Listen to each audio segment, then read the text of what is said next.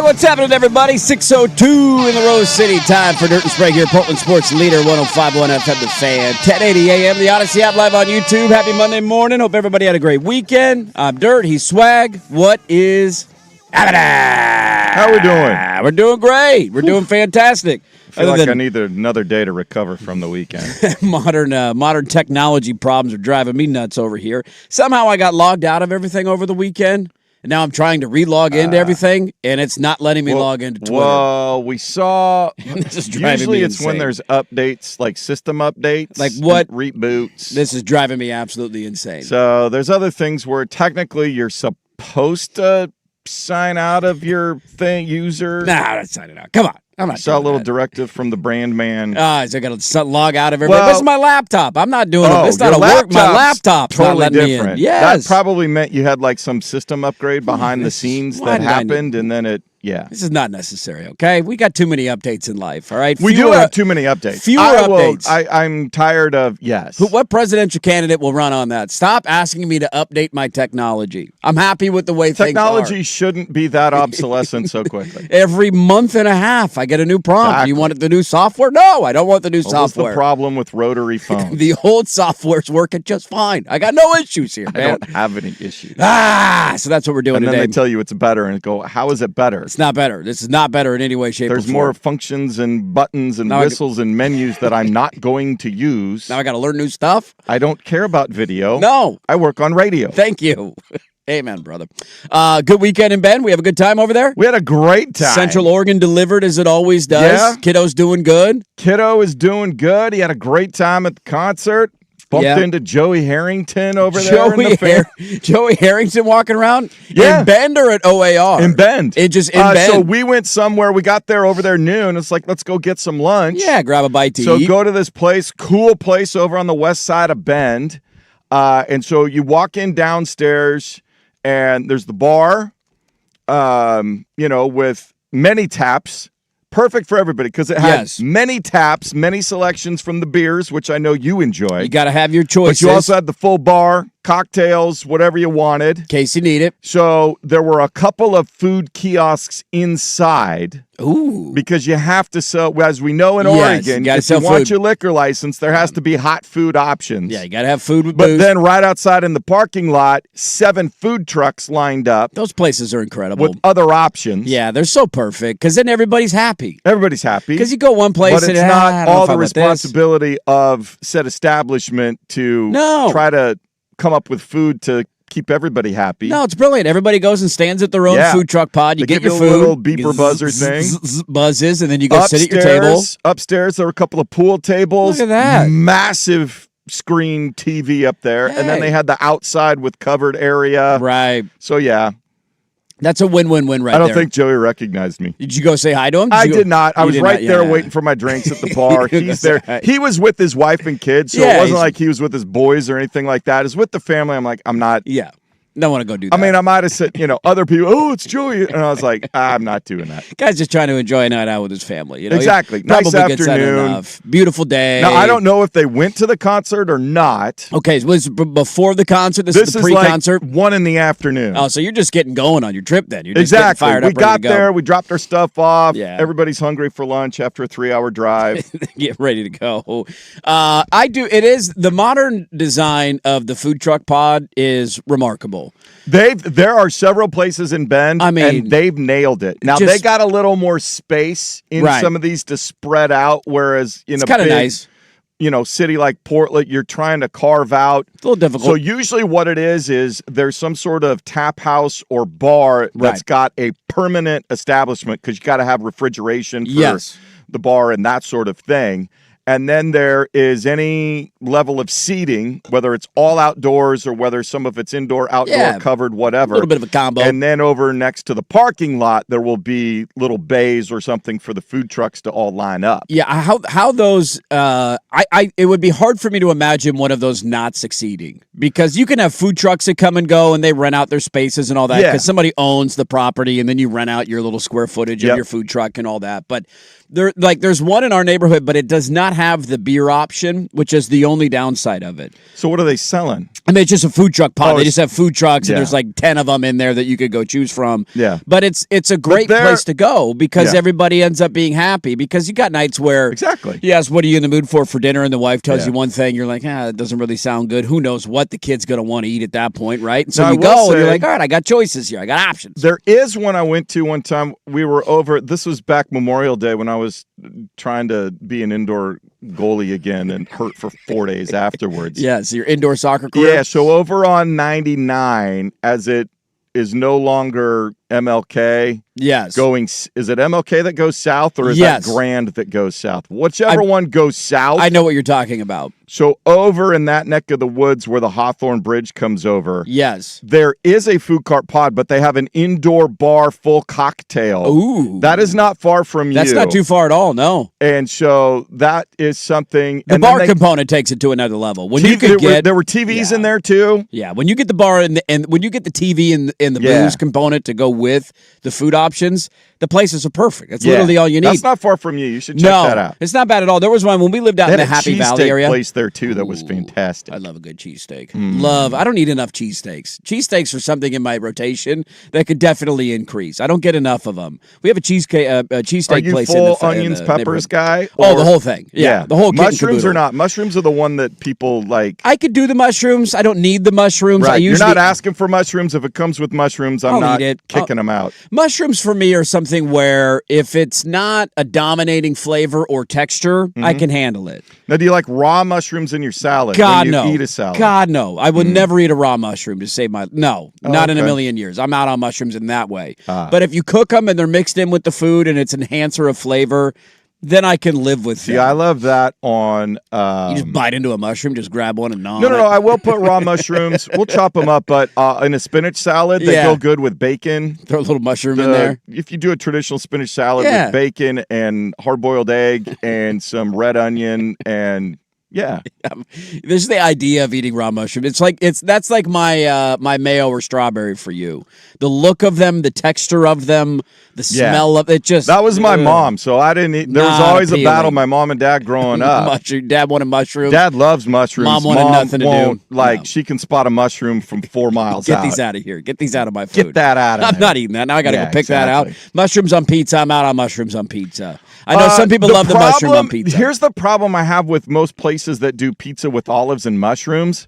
They just way overdo it. Yes. If there's like 3 of them on a slice, that's okay. It's but like it's you're prevalent. So stingy with the meat. Oh, olives and mushrooms. Boom. Just, Yeah, I need more meat than I need mushrooms on my pizza. Drop an excavator bucket worth of them on there. It's like, no, where's the meat? No, I need more meat. Well, I'm glad you had a good weekend. Concert was good. OAR delivered as always. OAR delivered. Yeah. Everybody had a great time. It's a good summer vibe music. Yep. It's a good thing if you're outside, beers Remember are flowing. who Gavin DeGraw was? I knew him and he had a song. Right. Far more talented. You would actually like him. He's more on the bluesy rock. Yeah. I'm not against OAR. I can get down with some OAR. It was great. They did some covers. And OAR had Lisa Loeb was first. We did. If you ever go to a concert in Bend, they start right on time. They do. Like it was supposed to start at 5:30, which is early for a concert. But you have 3 acts, right? And they do have a strict 10 p.m. They got to be done there for the noise. I don't want to be at a concert past 10 p.m. anyways. It's perfect. Might as well start it a little bit earlier. It depends on certain concerts. Yeah, but so we were like, well, we don't need to get down there right away, right? Her last song as we were walking in about 6. We're whoa! Usually you just give yourself 30 minutes. But they brought her out, did a song with the band. Then Gavin DeGraw came out and they did a cover, and so it was all good. OAR delivers as always in the middle of the summer. Well, I hope everybody had a great weekend. It was a big weekend in the Dirt household. Big weekend for us. What happened? We made we have started the transition out of a crib into a big boy bed. Big boy bed. This is big. Now, does it have does one side have the little we're currently going safety rails, the guardrails? We're currently going mattress on the floor surrounded by pillows. Oh, okay. So thinking that would, I want him to get used to not rolling off of the bed. We'll eventually get one that has the railings on the side of it. Okay. And look, it was crazy to think about that. Like maybe crib life's already over. Part of this is also I don't want to have to buy another crib. Yeah, we don't need 2 cribs. Ridiculously wasteful. Because you're going to have it for a short period of right. time. So we might as well nip this in the bud right now. Let's just start. Take this bee down, move it into the nursery. Now you got the super thick plastic mattress cover. We do not have a super thick plastic mattress cover. No, okay. Not at all. Am I supposed to have that? Well, some people do.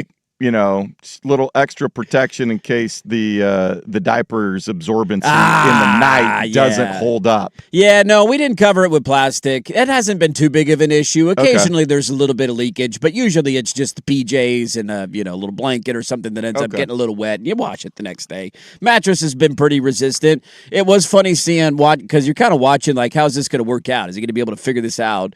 And at one point on Saturday night, we had face on the floor, feet up in the air on top of the mattress. I'm like, okay, that's kind of interesting. We'll see how long this lasts for.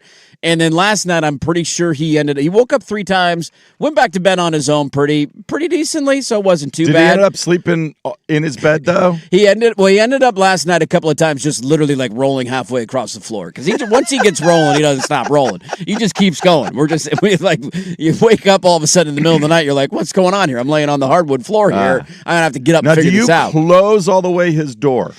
It's a combo, right? Usually starts closed, and then if we have a rough night, the door will eventually be left open in order for, hey, we're right here, buddy. We're right here if you need us. So last night the door did end up open, but it was, look, when you make an adjustment like that, it was quite the move, and now I'm fingers crossed. I don't know how long, and we're going to eventually do the frame and the railings on the side and all that, but I had somebody tell me the idea of putting the mattress on the floor.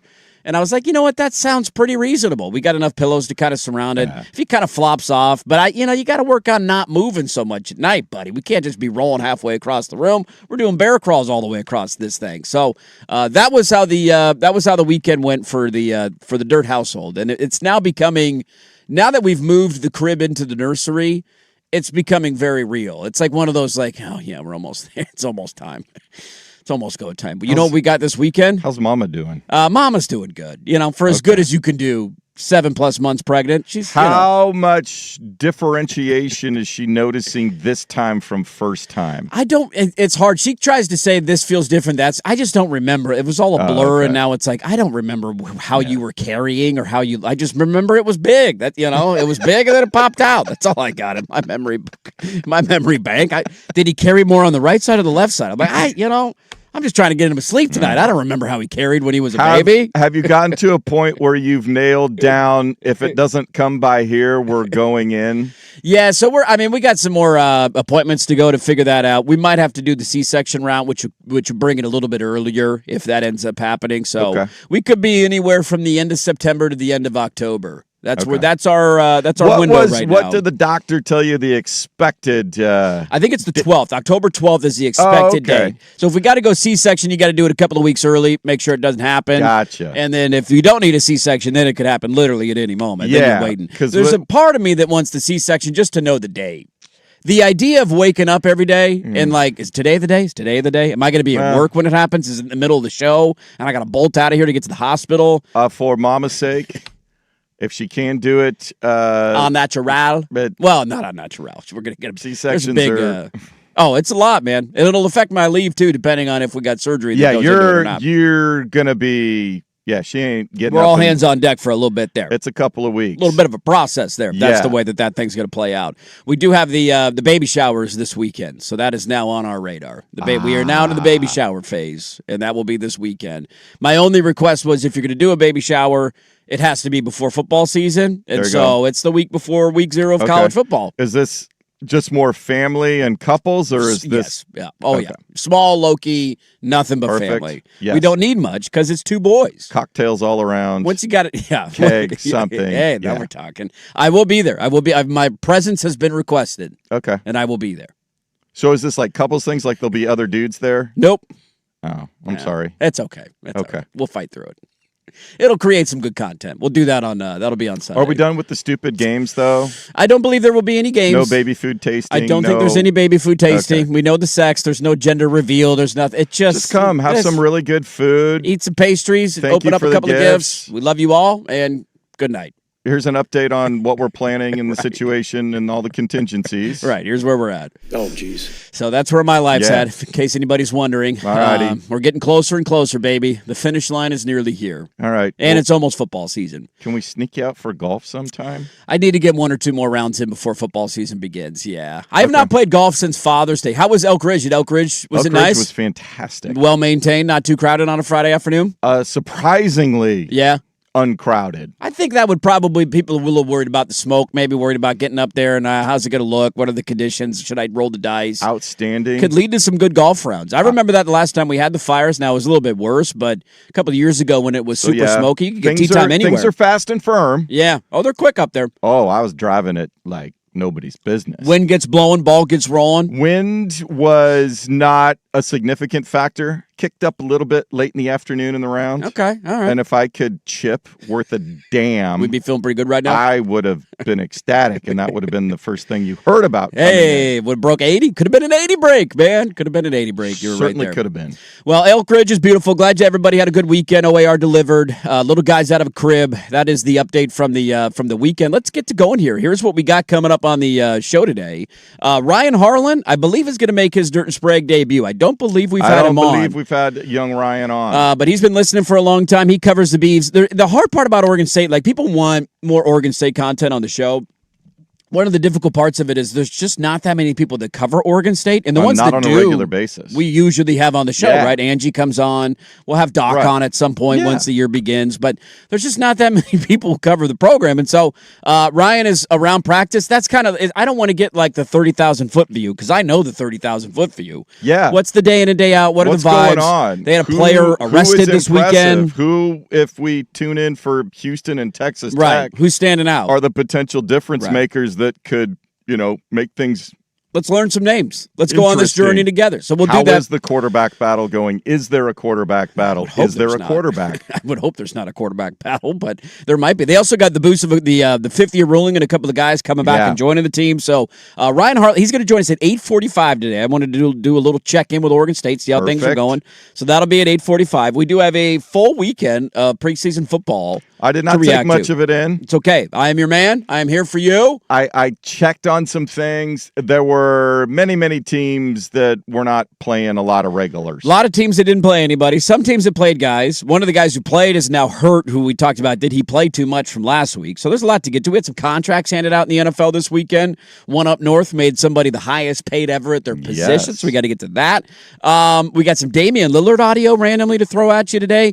And Oregon had their first scrimmage of the fall camp. Yes, they did. Happened on Saturday. So we got some Dan Lanning audio to play for you and some tidbits out of their first scrimmage. So that's kind of the synopsis of the show. It is going to be a fun one. Thanks for being with us. Remember, you can interact 503-864-6326. That is the fan text line. Let's get to going with a couple of things out of the NFL, and that is they are who we thought they were. And may God have mercy on the souls of these two fan bases. That's where we will begin, and we'll do it next. Happy Monday, everybody. Dirt and Sprague, Portland Sports Leader, 105.1 FM, The Fan.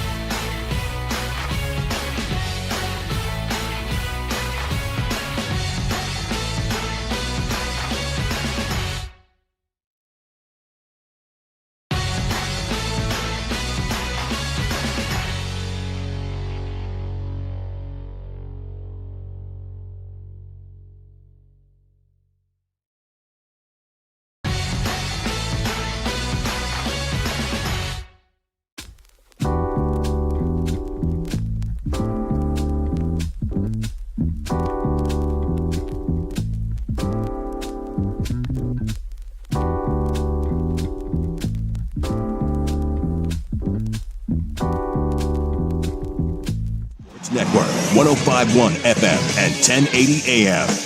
If you've been arrested for DUI, you need a team of attorneys you can put your trust in. Call Reynolds Defense Firm today online at reynoldsdefensefirm.com. First on The Fan. It is the first of what fans hope are not too numerous but productive work sessions between the Blazers and City of Portland, scheduled for today as they begin the process towards hammering out a long-term lease. Portland Fire spoiled Diana Taurasi's jersey retirement in Phoenix with a second-half rally, earning Alex Sarama's squad an 88-85 victory. Carla Late led the way with 23 points. Fire off until Friday. They'll face the Tempo up in Vancouver, BC. Timbers' late rally coming up short in Chicago. They fall to the Fire 2-1, resuming their MLS schedule after the league's cup. Ben Sherman, the lone tally for Portland, who fell back to 10th in the standings.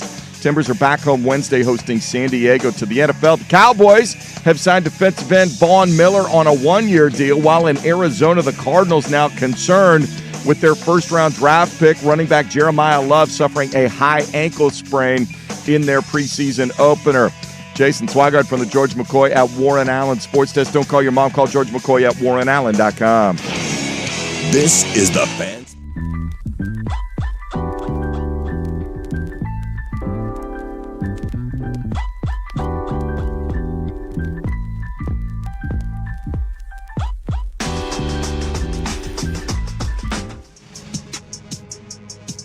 All right, welcome back in. 6:24. Happy Monday morning. All my login problems have been fixed. We're making progress. We're ready to go. It just took a little bit longer than it usually does. We'll talk a little. I'm going to throw a random one at you in about 20 minutes. How about Damian Lillard? When was the last time you heard from Damian Lillard? He's going to be making his Blazers second time around debut here in a couple of months on the season opener. We're about 2 months away from that. It's the end of October, man. That's right around the corner. But before we do that, and before we get to the cafe coming up at the top of the hour, let's talk a couple of tidbits out of the preseason weekend of NFL football that we just went through. And I'd like to apologize to any fan bases out there who are about to be impacted by this, because you probably know who you are. It just needs to be identified. Now, it should be noted that none of what we're going to talk about is a surprise. All of it is expected. Although I did gamble on one of the teams this weekend. So, maybe I'm the idiot here with a little egg on my face, and deservedly so. At least hit one leg of I think both the unders hit, and then I took a side of a team, and they were down 24-0 at halftime. that ain't happening. We're going to lose that preseason bet, but that's okay. We'll get back on the horse a little bit later this week. A couple of quarterback situations that just I would hope you would have the ability to laugh about if you're a fan. Now, one is maybe slightly better than the other. But the tease was we are who we thought they were, and that is because we saw a couple of quarterbacks, three of them to be exact, play this weekend. And let me tell you, brother, it did not go good for any of the three. Statistically speaking, you might look at the numbers and say, well, that's not that bad of a day, right? That's, it's not horrible. And then you look a little bit of context behind it. So let's start in Cleveland. Cleveland! This is for you. They had a quarterback battle going into camp where it was Shedeur Sanders versus Deshaun Watson. And, dude, by the way, fascinating. Do you know who that Cleveland guest was on the show before us today? Coming on saying Shedeur Sanders is the most popular athlete in Cleveland. Could that possibly be true? There's no way, right? On a Cleveland team. They have good players on their basketball team. No. I know that Shedeur Sanders is a big deal. I just heard that, and I don't know. What? Okay. I get that there's the Sanders mania. It's very similar to the Tebow stuff. Like, I understand that. You got me. I don't know, Donovan Mitchell is not a bigger deal than Shedeur Sanders in Cleveland right now. Jose Ramirez? How can you not love Jose Ramirez? Jose Ramirez has been multi-all-star from a long the Guardians? time. I get it. Okay. Anyways, I digress. Deshaun Watson got the start. Shedeur's going to start the second preseason game. And this was actually one of the games that I watched a good chunk of, because I want to say it was on Saturday morning. It was I think that was Saturday. It was like Saturday I got up, game. walking around the house. We weren't doing a ton, and it was like, hey, look at that. Let's turn on some football. I ended up watching a good chunk of this. Crowd was great in Chicago, and I turn on the game, and it's like, all right, Cleveland's looking okay, and then Deshaun Watson has a strip sack fumble. Chicago basically changes the momentum of the game, but that doesn't matter because it's preseason. What matters is how uncomfortable Deshaun Watson looked in the pocket. His stat line was 11 of 15 for 126 yards, and you might say, okay, well, that's not that bad. And then you realize 50 yards essentially came on one screen pass that he threw to Dylan Sampson, who is going to be a problem in the Cleveland offense this year, I would imagine. And he attempted, are you ready for this? 15 pass attempts for Deshaun Watson on Saturday in his preseason debut. Do you care to guess how many traveled over 10 yards in the air? 2? 1. Nah. He threw one pass on Saturday. They went over 10 yards in the air. Shedeur Sanders stepped in and threw maybe the most meatball interception that I have ever seen in my entire life. Wide receiver that was open, had nobody around him, a good layered throw, and it's an easy completion down the field, and instead he threw it about 10 yards over the guy's head. Looked like the ball was spinning like a helicopter propeller by the time it came down, and it was intercepted. And here is Shedeur Sanders after the game, the most popular athlete in Cleveland, on the interception that he threw. What I see, the right read, just slipped, It's the right read, it just slipped. So that's what makes me be mad a little bit because of it. But I don't, any decision I make, I know it's the right decision. I just didn't execute the decision, but the right decision was made. So every day I look and I see about decision making, like how's my decisions I'm making, and that's how I grade myself off of. Obviously, turn the ball over and all that stuff is not great, and it won't survive a long time in the league doing that. But as long as my eyes and my feet and everything was in the right place, being able to execute it just may happen. So I look at the positive of things. I'm alive, I'm breathing. I'm able to come up here and talk to y'all. So wow, I can't be that down. What I see. If you get the I'm alive, I'm breathing, it can't be that bad after game 1 of the preseason. It kind of tells you all you need to know about their situation. Just look, none of this is a surprise. Deshaun Watson he has one more year left on his contract, and then they can get out of it after this upcoming season, in which they will get out of that contract.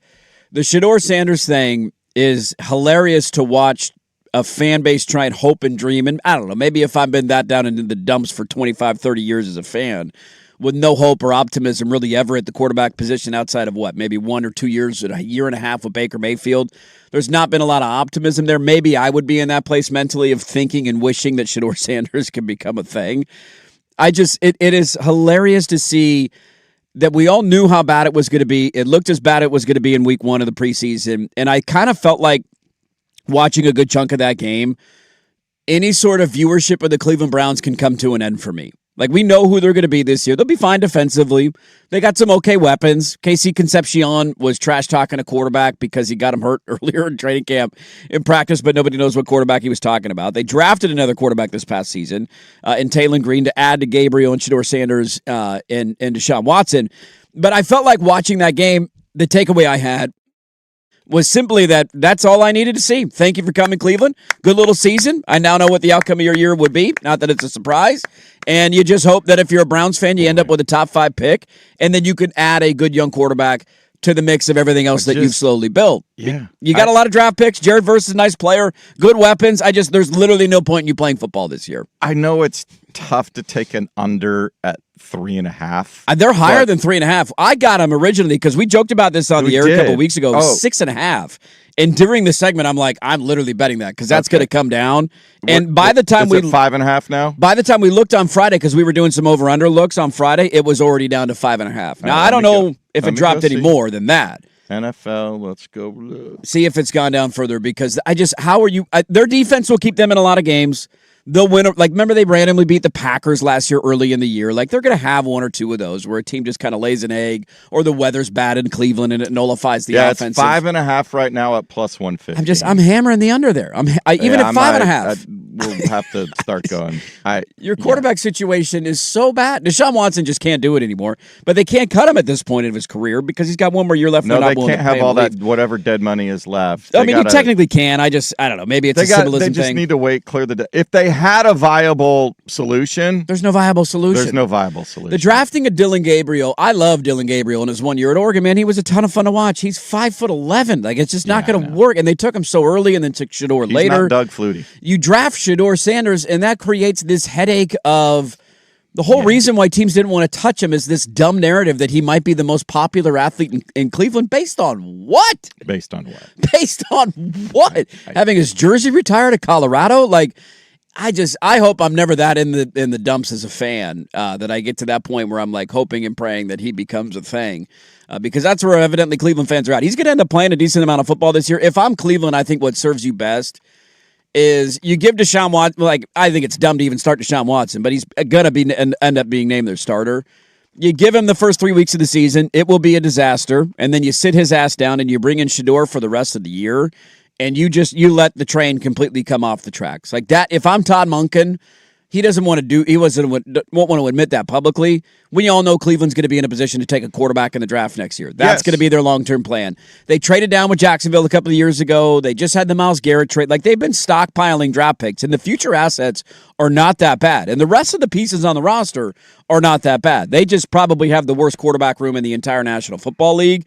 And when you have that, there's only so much that you can do. There's only so much you can do. And so I would run Shador out there. We saw that with the Vikings last year. Yeah, exactly. Like, you could be as good everywhere else, but your quarterback's going to limit you, and you're only going to win 9 games because of it. Yeah. Even though you have maybe the best wide receiver in the National Football League. You need to make sure that the Shador stuff runs its course this season. You got to get him out there and have it look as bad as it could look, because then it will break the will of the fans who think that Shador Sanders can become something. So, Cleveland, thank you for coming. Your season is over after 1 week of preseason football. I feel safe eliminating you from the playoff conversation. Remember this for January if they end up shocking everybody, because it is the NFL, and go ahead and point and laugh at me, but I'm going to go ahead and eliminate them on August 17th. Let's go from that quarterback situation to one other that was on display on Friday night. I turned the game on. I'm excited. I did gamble on the game. I might have a problem. Don't worry about it. And I'm watching, and it could not have gone more hysterically awful than it possibly did. And that was the Atlanta Falcons, I believe, were down 24-0 at halftime. There was about a 99-yard pick six that was involved in the mix here. Oh, okay. Their starting quarterback for the game was Tua. Our guy Tua's in the lineup, getting ready to go. We talked about this on Friday, and I said if he can't handle preseason football, we got some problems here. Tua Tagovailoa. He threw a total of 5 passes in the game. 0 attempts from Tua traveled over 5 yards in the air. Yeah. All 5 were thrown underneath, as you can imagine with that stat. He averaged negative 0.2 air yards per throw. And, oh, by the way, he fumbled a shotgun snap on top of it. And so all the things that we saw from Tua in Miami, of he can't push the ball down the field, he gets a little lackadaisical in the pocket, there's ball security issues constantly with him. Like, every red flag that you would have had from his time in Miami was on display in the first preseason game. Now, it was a very small sample size. He didn't play a ton. The saving grace, at least, you have here, if you're an Atlanta Falcons fan, and I don't know where the optimism is on Penix, but he was so good in college that I would say if I were a Falcons fan, I would still be holding out just a smidge of hope. First 2 years certainly have not gone great. He hasn't been able to stay healthy. When he's been healthy, it hasn't looked very good. So there's not a lot to necessarily lean on. But at least in Atlanta, watching Tua be that bad as we all could have imagined he was going to be, because that's how bad he's been now for a minute. It makes the decision pretty simple for Stefanski. We know if he's healthy, we know who their starting quarterback will be. Yeah. It will be the guy you took in the top 10 2 drafts ago, and Tua should be your backup insurance policy, because if he's playing, it's going to be a disaster for you. We just know that it will be. He was in a good offense with good wide receivers. Now, those guys ended up getting banged up, but his offensive-minded head coach was pretty solid. And he got benched for Quinn Ewers last year. This is who he is, and this is the direction the rest of his career is going to go. And so at least you got the Michael Penix thing. It did create a hilarious gif or meme or whatever we're calling it now on the sideline where Tua sat down. They're down 7-0. I believe he had just fumbled a shotgun snap, like literally just couldn't catch the snap. You're down 7-0 early in the game. And there's a camera on the sideline that's filming the back of Tua sitting on the bench, and Michael Penix kind of walks into the frame, and he's talking to somebody else off of the frame and does a point and look, but somehow he's alluding to Tua. I don't know if somebody's asking him to get Tua's attention. Nobody knows the context behind it, but it has led to so many hilarious, you brought this guy in? This was your answer, quarterback? This was your choice to go after? And it could not have gone any worse. And I said on Friday, preseason football leads to some bad takes. We'll see who wants to go extreme on the Ty Simpson stuff. We'll get to that a little bit later, because he certainly looked great. He's the next Tom Brady. We got to do it. He was slinging it. I will say I'm happy if you play well in preseason, because all right, at least you're handling your business. You look like you know what you're doing. Yeah. Gives me a little bit of hope going into the year. If you're bad in preseason football against essentially backups on the other side, and you're having a hard time I'm connecting my head going, okay, is there more to the story here? Is there a brand new OC that's trying to reinvent the offense completely, and we're just going through the growing pains in public. Right. Okay, fine. I'll grant you. Okay. If we can't catch a shotgun snap, if we've got continuity and all, we coming back from a significant injury and we got to kick off some rust. Right. Okay. It's like, but Tua, the idea of not throwing any passes more than 5 yards in the air in a preseason game, it's just hilarious to me to think about. Like, are you just trying to save your job? Are you trying to protect your stat? Like, you don't want to turn the ball over? Like, the whole point of preseason and joint practices, and like, it's all about getting reps and figuring out what you can and can't do. Like, we'll talk about Jackson Dart a little bit later on in the show, because he took a shot and he's all butthurt that they're making him going into the concussion tent, which, I get, and I also understand the NFL side of it. Like, you are a bit of an idiot and you've had some concussion issues so far in your NFL career. But he came back into the game and he threw a touchdown pass on a throw that you would have, if you were a Giants fan in a regular season game, been screaming at your television, no. But he's rolling out like, let's extend the play, see where it goes, kind of throws it cross-body, back of the end zone. His guy makes a jumping catch. It was one of the nicer highlights of the weekend.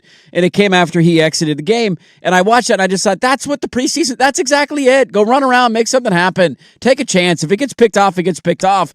But you have these guys who are trying to protect their status and not want to turn the football over. And it just looks comically bad. So my apologies to Browns fans for eliminating you on August 17th, although I would imagine you already came into the season knowing you were eliminated. I would think so. And Atlanta, look, the Tua thing, we all knew how bad of an experiment that was going to be. Like, this ain't going to work. It didn't work in Miami. It's not going to work in Atlanta. His career is over.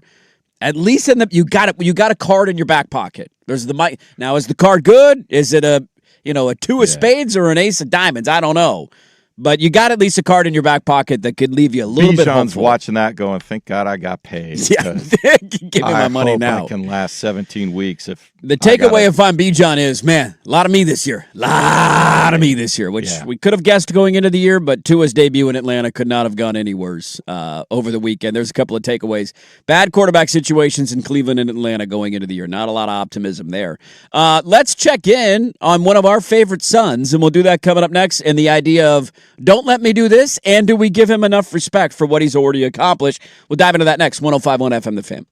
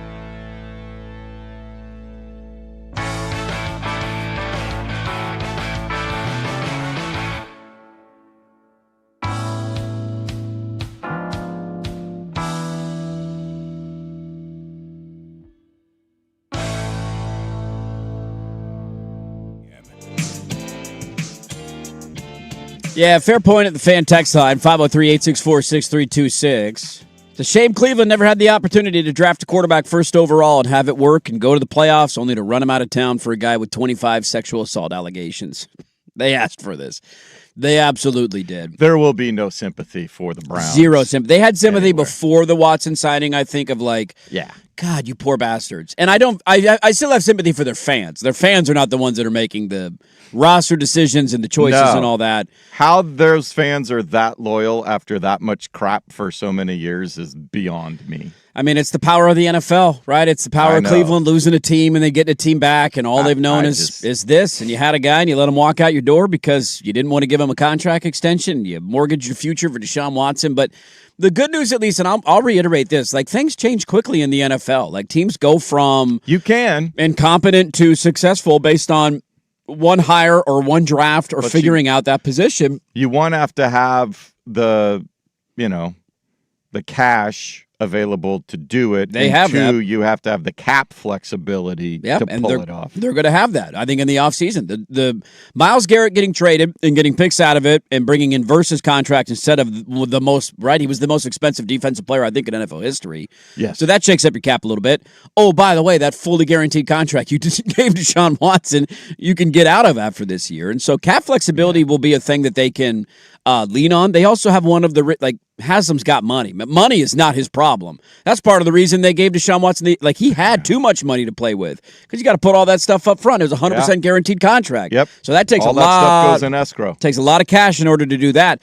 You just hope, next year you got to hit next year. If you land a quarterback in the draft next year, you'll be all right, and things will start to turn around. If you whiff again, then you're just kicking the can down the road the way that you always have been. And one reminder from a listener, I had this in the notes, and I just forgot to tease a little bit earlier on. The AP poll comes out at 9 o'clock this morning. Ooh, we got our AP poll on. Preseason. So we're going to have some fun with that. Find out if two different angles. Giving your team a chance. Nobody's giving us a chance. Nobody's picking us this year. Are you more worried they won't be in the top 5 or that they will be number 1? I would love if they were not in the top 5. That would make me so. If Oregon showed up at number 6, you have no idea. I saw Lanning did an interview with. We had the guy on from Next Round Live. It's like a college football basically only show down south. And he went on their show, and they asked him about the preseason hype and is this getting too overblown and all that. And he had a hilarious line where he's basically like, "Yeah, I mean, I wish people would pick us to finish 137th every year, but I know that's not going to happen. We got players have to adjust to the learn to live with it, right? Yeah. Pressure is a privilege. That's one of those talking points. So we'll have fun with the AP poll on two different fronts in terms of who are the candidates this year, and I'll remind you who it was last year because this happens every year in college football." Also, I saw a great graphic on the teams with the longest streaks of finishing the season outside of the top 25. So the end of the season final poll, the longest streaks in college football, can you guess them? And which team is most likely to end their drought this year? So we'll have some fun with that coming up in the final hour of the show. I forgot to tease that a little bit earlier. This was kind of a random thing that popped into my algorithm, but it was a great reminder of oh, that's right, basketball season is almost here. It's right around the corner. And I don't know where Blazer fans are at. I'm in this mixed bag of I can't stop thinking about the arena stuff. Let's get that over with. Also, we have a new coach I'm kind of excited about. Damian Lillard's returning, but you didn't get that much better, and you got too many guards on your roster, and none of it makes sense. And why did we take Young Hunson in the first round? My mind is in that kind of blender right now as a Blazer fan.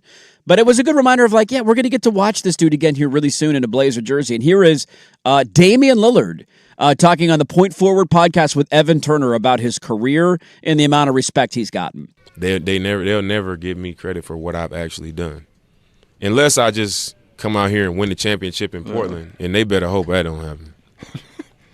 They better pray that I don't win the championship for the Blazers. And that's very true. And they better pray because they don't. They better pray I don't win the damn championship.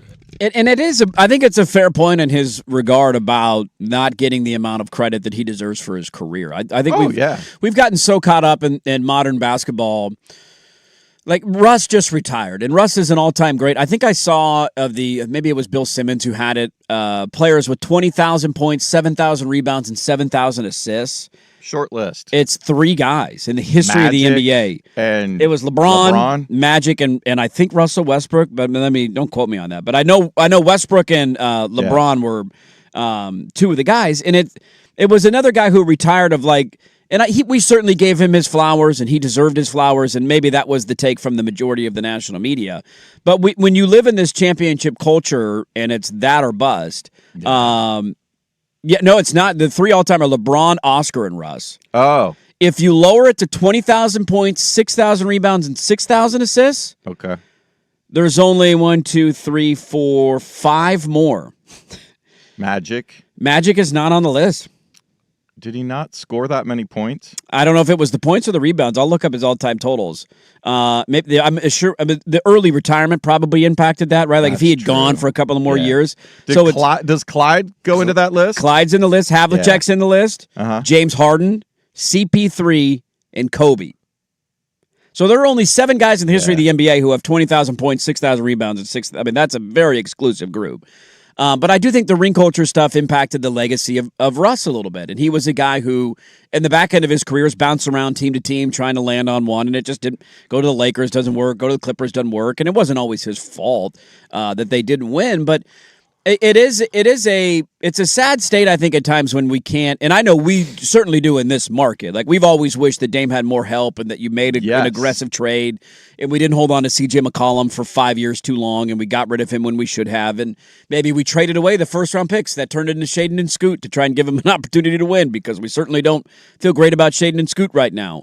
But of just like, we have a hard time, I think, in modern sports respecting and acknowledging great careers unless it comes with a championship. And this exists in multiple sports, primarily NFL quarterbacks and basketball stars. Like, those are the two ones that baseball, if Shohei Ohtani had never won a World Series, he's got back-to-back now, but let's just play the game out. He played his whole career in Anaheim. Doesn't leave, re-signs. All the numbers are the same. Like, there's nobody that's like, yeah, but he didn't do it. He didn't win a title. Nobody's making that argument. That's not out there. And so I don't know what it is about just those two specifics, the basketball star and the quarterback, but we hold them to a much stronger standard of winning and excellence. And I do think Dame is right. I think there's a segment of the NBA fan base that will never give him the credit he deserves for the career that he has had. And it's a simple reminder in both cases, whether it's a quarterback or a star basketball player, of like, you can't do it on your own, and it takes a village. I'll use one guy as an example. He might go win another championship this upcoming year. They're certainly the favorites to do it in their sport.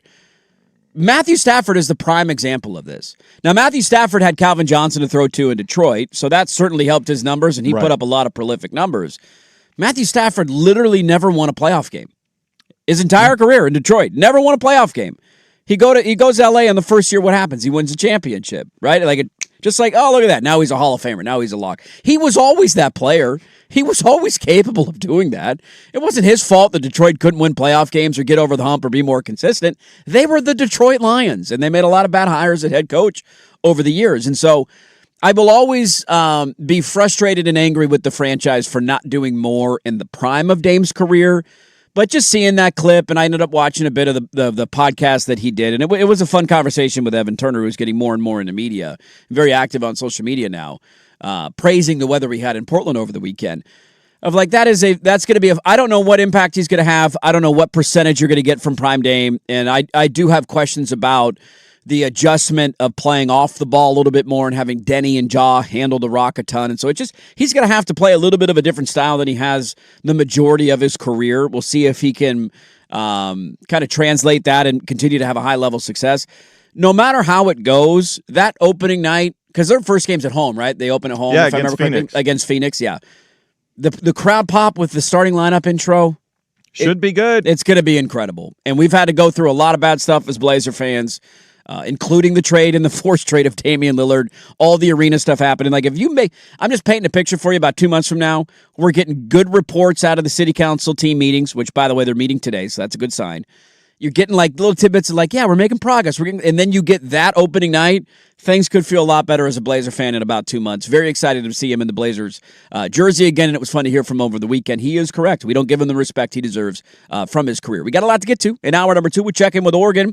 They had their first scrimmage of the fall. What are the reports out of it? A funny clip from Dan Lanning in the post-scrimmage media scrum. So we'll get to that coming up in the next hour. Let's start, though, with the cafe. Take a look. We saw history in one sport. We got a new YouTube channel we got to talk about in the cafe today.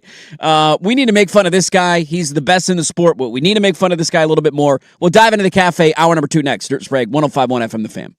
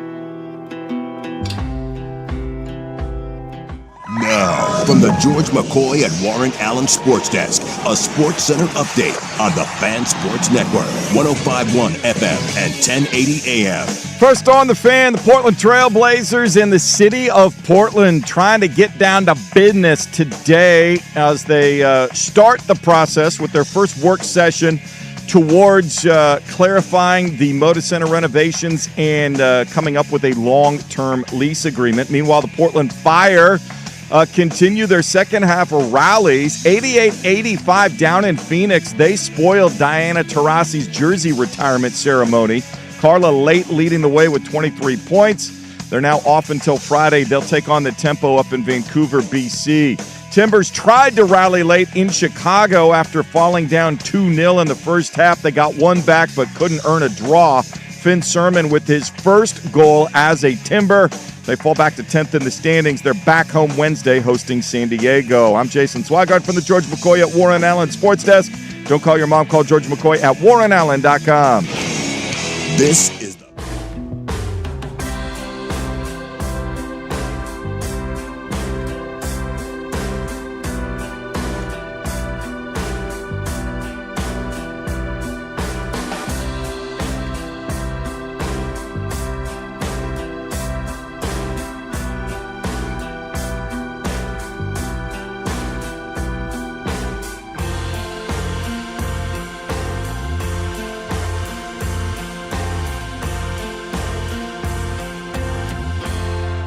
Dirt and Sprague here, Portland Sports Leader, 105.1 FM, The Fan, 1080 AM, the Odyssey app. Live on YouTube. Good morning, everybody. What are we doing here? We're doing a lot here today. Sprague will be back, I believe, on Wednesday. I think we confirmed that with the brand. Yes, brand man. Wednesday. So I think he travels back tomorrow. Probably correct. We don't communicate that stuff very well. So according to the brand man, he will be back on Wednesday's program. And then we lock in. Lock in until Go baby time. comes. Preseason Dirty Poll will be coming. Preseason Dirty Poll starts on Thursday, ladies and gentlemen. Okay. Starts on Thursday. Do people understand that we are less than 2 weeks away from the start of football season now? I know, the 20... A week from Saturday. 29th? Yes. We start in Dublin, We Ireland. will have for you. 9 a.m. I have to look and see which signal it's. I think it's on the Fan. I believe we will be bringing you the San Jose State USC game. Yes, brother. That's what I'm talking about. So right there, a big nooner. So right after the Sports Saturday boys, right out of the 11:30 pregame noon kick. Ooh, let's go. If you're driving around, look at your last weekend, kind of before it goes hardcore football. So we understand you're going around. I get it. You know, maybe a quick jaunt to the coast. Maybe you're doing all your back to school errands with the kiddos. Right. Get all your Trying to be shopping of service done. to you. You can, So I feel like a lot of kids go back to school next. Is it next week? Kids go back to school? Because I think a lot of people go back before Labor Day, don't they? So yeah, we had the family birthday party yesterday. Right. So my sister-in-law teaches in the Beaverton School District. Kids go to the Lake Oswego School District. Different calendars, different timelines. So Beaverton starts next week before Labor Day. Yeah. Lake Oswego starts September 9th, after Labor Day. Whoa. That's a big difference. There's a big difference there. You get one more week of summer, man. That's a different ball game right there. Well, I will say, as somebody who has got a lot of kids in the neighborhood, they're all certainly. I don't know when Portland Public Schools begins. I think I don't know. I think they begin before Labor Day. Okay. Because we went out to dinner for my mom's birthday on Thursday of last week, Friday, whatever day it was, and I asked the nieces and nephews, when you guys go back to school, and they all said basically in like a week. So I think they start before Labor Day. As somebody with a kid who is not in full-time school, I am eagerly awaiting the other kids returning to school. Parks open up. There's wide open spaces everywhere. It's less chaotic in the middle of the day. Love the kids. Glad that they had a good summer, but come on, time to go back. Couple of quick points here. We'll get to the cafe in a moment as we're just pulling into the parking lot right now, waiting for our to find a spot. We're kind of perusing the parking lot right now, trying to find our spot. Couple of things. We need to react to this, okay? So where did this go?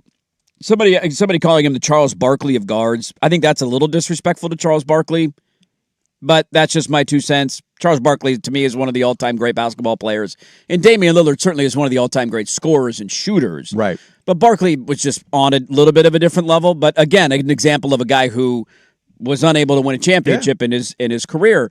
A Chiefs fan is chiming in saying this is not true. We don't do this with Josh Allen. And I couldn't disagree more. Like, I think if anybody with a brain can acknowledge how good Josh Allen is and how talented he is, and he played a ton, by the way, in their preseason game this weekend. We'll get to that. Exactly. In the takeaways of their stadium. But what's the question and the criticism every year? They lose in the playoffs in Denver last year. Can't win the big one. Can't win the big one. Mahomes is out of your way. Go He back still couldn't and do think it. about the perception of Peyton Manning before he finally broke right. Like through. we all knew he was good, but Dan there was Marino, a huge but at the end of the sentence. Fouts. Yes. He's not like he calls him the quarterback of the decade. I think that's just being a salty Chiefs fan who's trying to do the underdog thing and like, get out of here, dude. But I do think that exists for Josh Allen, and we do it to him very regularly. A couple of more here we need to react to. Somebody said modern basketball, for professional basketball, championship or bust. Who comes up with these statements? When has players, owners not thought it's not about championship or bust? It's not about the players or the coaches or the teams not wanting to win championships. Of course, that's the goal and the mindset of everybody. How many All-Stars did Damian Lillard play with in his career in Portland? Let's see. Who were not like a previous version of them was an All-Star. Right. They were an All-Star that year. How many? Because I know the answer. I think CJ got in one CJ year. was never an All-Star. Oh. Never an All. He was always All-Star caliber. LaMarcus? It was literally LaMarcus Aldridge. And that was very early in his career. He played with LaMarcus Aldridge for 2 years. Yeah. And then he walked in free agency. And so that is it's not about the coaches or the management or the own, like, of course they want to win championships. Of course that is the ultimate goal. It's about the idea of context. Like one listener trying to proclaim Terry Porter was a better player because he won, basically because he was a better leader and they won playoff series. Like, this is literally the point that I'm making, that you're making my argument for me. Terry Porter is not a better basketball player than Damian Lillard. You can say he's better defensively, maybe he's a better pass guy, sure. But if you take the overall scope of things, Damian Lillard is a better basketball player than Terry Porter. What did Terry Porter have when he was in Portland? Pretty damn good team around him, huh? Buck Williams, yeah. Duckworth, Cliff, Kersey. Pretty damn good team, huh? Pretty good roster. Terry will tell you he could have put up Damian like shooting numbers. Of course, he probably thinks that if he needed to. Would have been allowed to take that many threes. And guess what he would have? He would have scored more points. And if he didn't have talent around him, they wouldn't have gone to 2 NBA finals. This is literally the point that I'm making. If you surround somebody with better if you put Damian Lillard in Golden State and you swapped him with Steph Curry, does he have an NBA championship? Probably. I tend to think that he would as well. That's the argument that I'm making about not respecting somebody's career. And I think people calling Terry Porter the better player is almost proving the point in a certain way. Terry Porter's a great player, man. That's just a generation. This is not an intent of like, let's take a dump on Terry Porter. I love Terry Porter. I got no issues with him other than his pilot's tenure. It's just like that's the argument. That guys are propped up because their teams accomplish things because they have better talent surrounding them. And Lillard had to lean on Al-Farouq Aminu and Mo Harkless in a playoff series, okay? And Myers Leonard, okay? In the Western Conference Finals. He was blessed, though. Let's pull into the restaurant, shall we? God. I still have those shorts. I still have my Bless shorts. I haven't gotten rid of them yet. Those in on opening day, opening night, Wednesday, October 21st. Should I wear those bad boys? Stand up in the middle of the show, just show off my Bless package to the cameras on YouTube? Assuming you're back with the show at that point, you may still be out. Ooh, good point. I probably will not be here opening night. That's a great point. Unless the baby comes early, then I'll definitely be back. If you come at the end of September, then we'll for sure be Then back. hopefully you will be back at that point. That also signals everything went smoothly. And Yes. And everything's going okay. What are we in the mood for breakfast today? So I did not think of a special. This is too much pressure. Oh, well, you know, what sounds good to you today? There's a great brunch spot in Bend. I had Cajun Benedict with andouille sausage, Gulf prawns, bell pepper, wilted spinach, and Cajun hollandaise. I am in. Fantastic. So good. Yeah. Skillet potatoes. Do you have a mimosa, Bloody Mary? What did we go with? I did not because I was driving right after there. Look at you being responsible. Good for you. A lot of coffee. Lot of coffee. We did enjoy ourselves at the concert the night before. a little hungover the next day. A lot of coffee. Well, that sounds fantastic. I'm going to go ahead and order 3 of those and take 2 to go. Order up. Let's get going. Swing, drive, well hit right. Suzuki back. It is gone. It is gone. It is gone. 3 homers for Baez. Major League history at Wrigley Field. That happened over the weekend, and if you did not see it, it's kind of one of the fun angles that you talk about with a sport like baseball, is that any day you turn on a game, you never know if you're going to see something that you've never seen before. Exactly. Let me give you a little bit of a history lesson here, okay? Major League Baseball, they go back records approaching 150 years now. The National League is 150 years old. Yes. Major League Baseball itself as a sport and an entity is 123 years old. Mm-hmm. That's how long the sport has been around and the National League has been around. Yes. What Joshua Baez did this weekend. Does he go by Josh or Joshua? I don't know. Okay. Whatever we want to call him. Joshua Whatever Baez. Chip Carey says he goes by.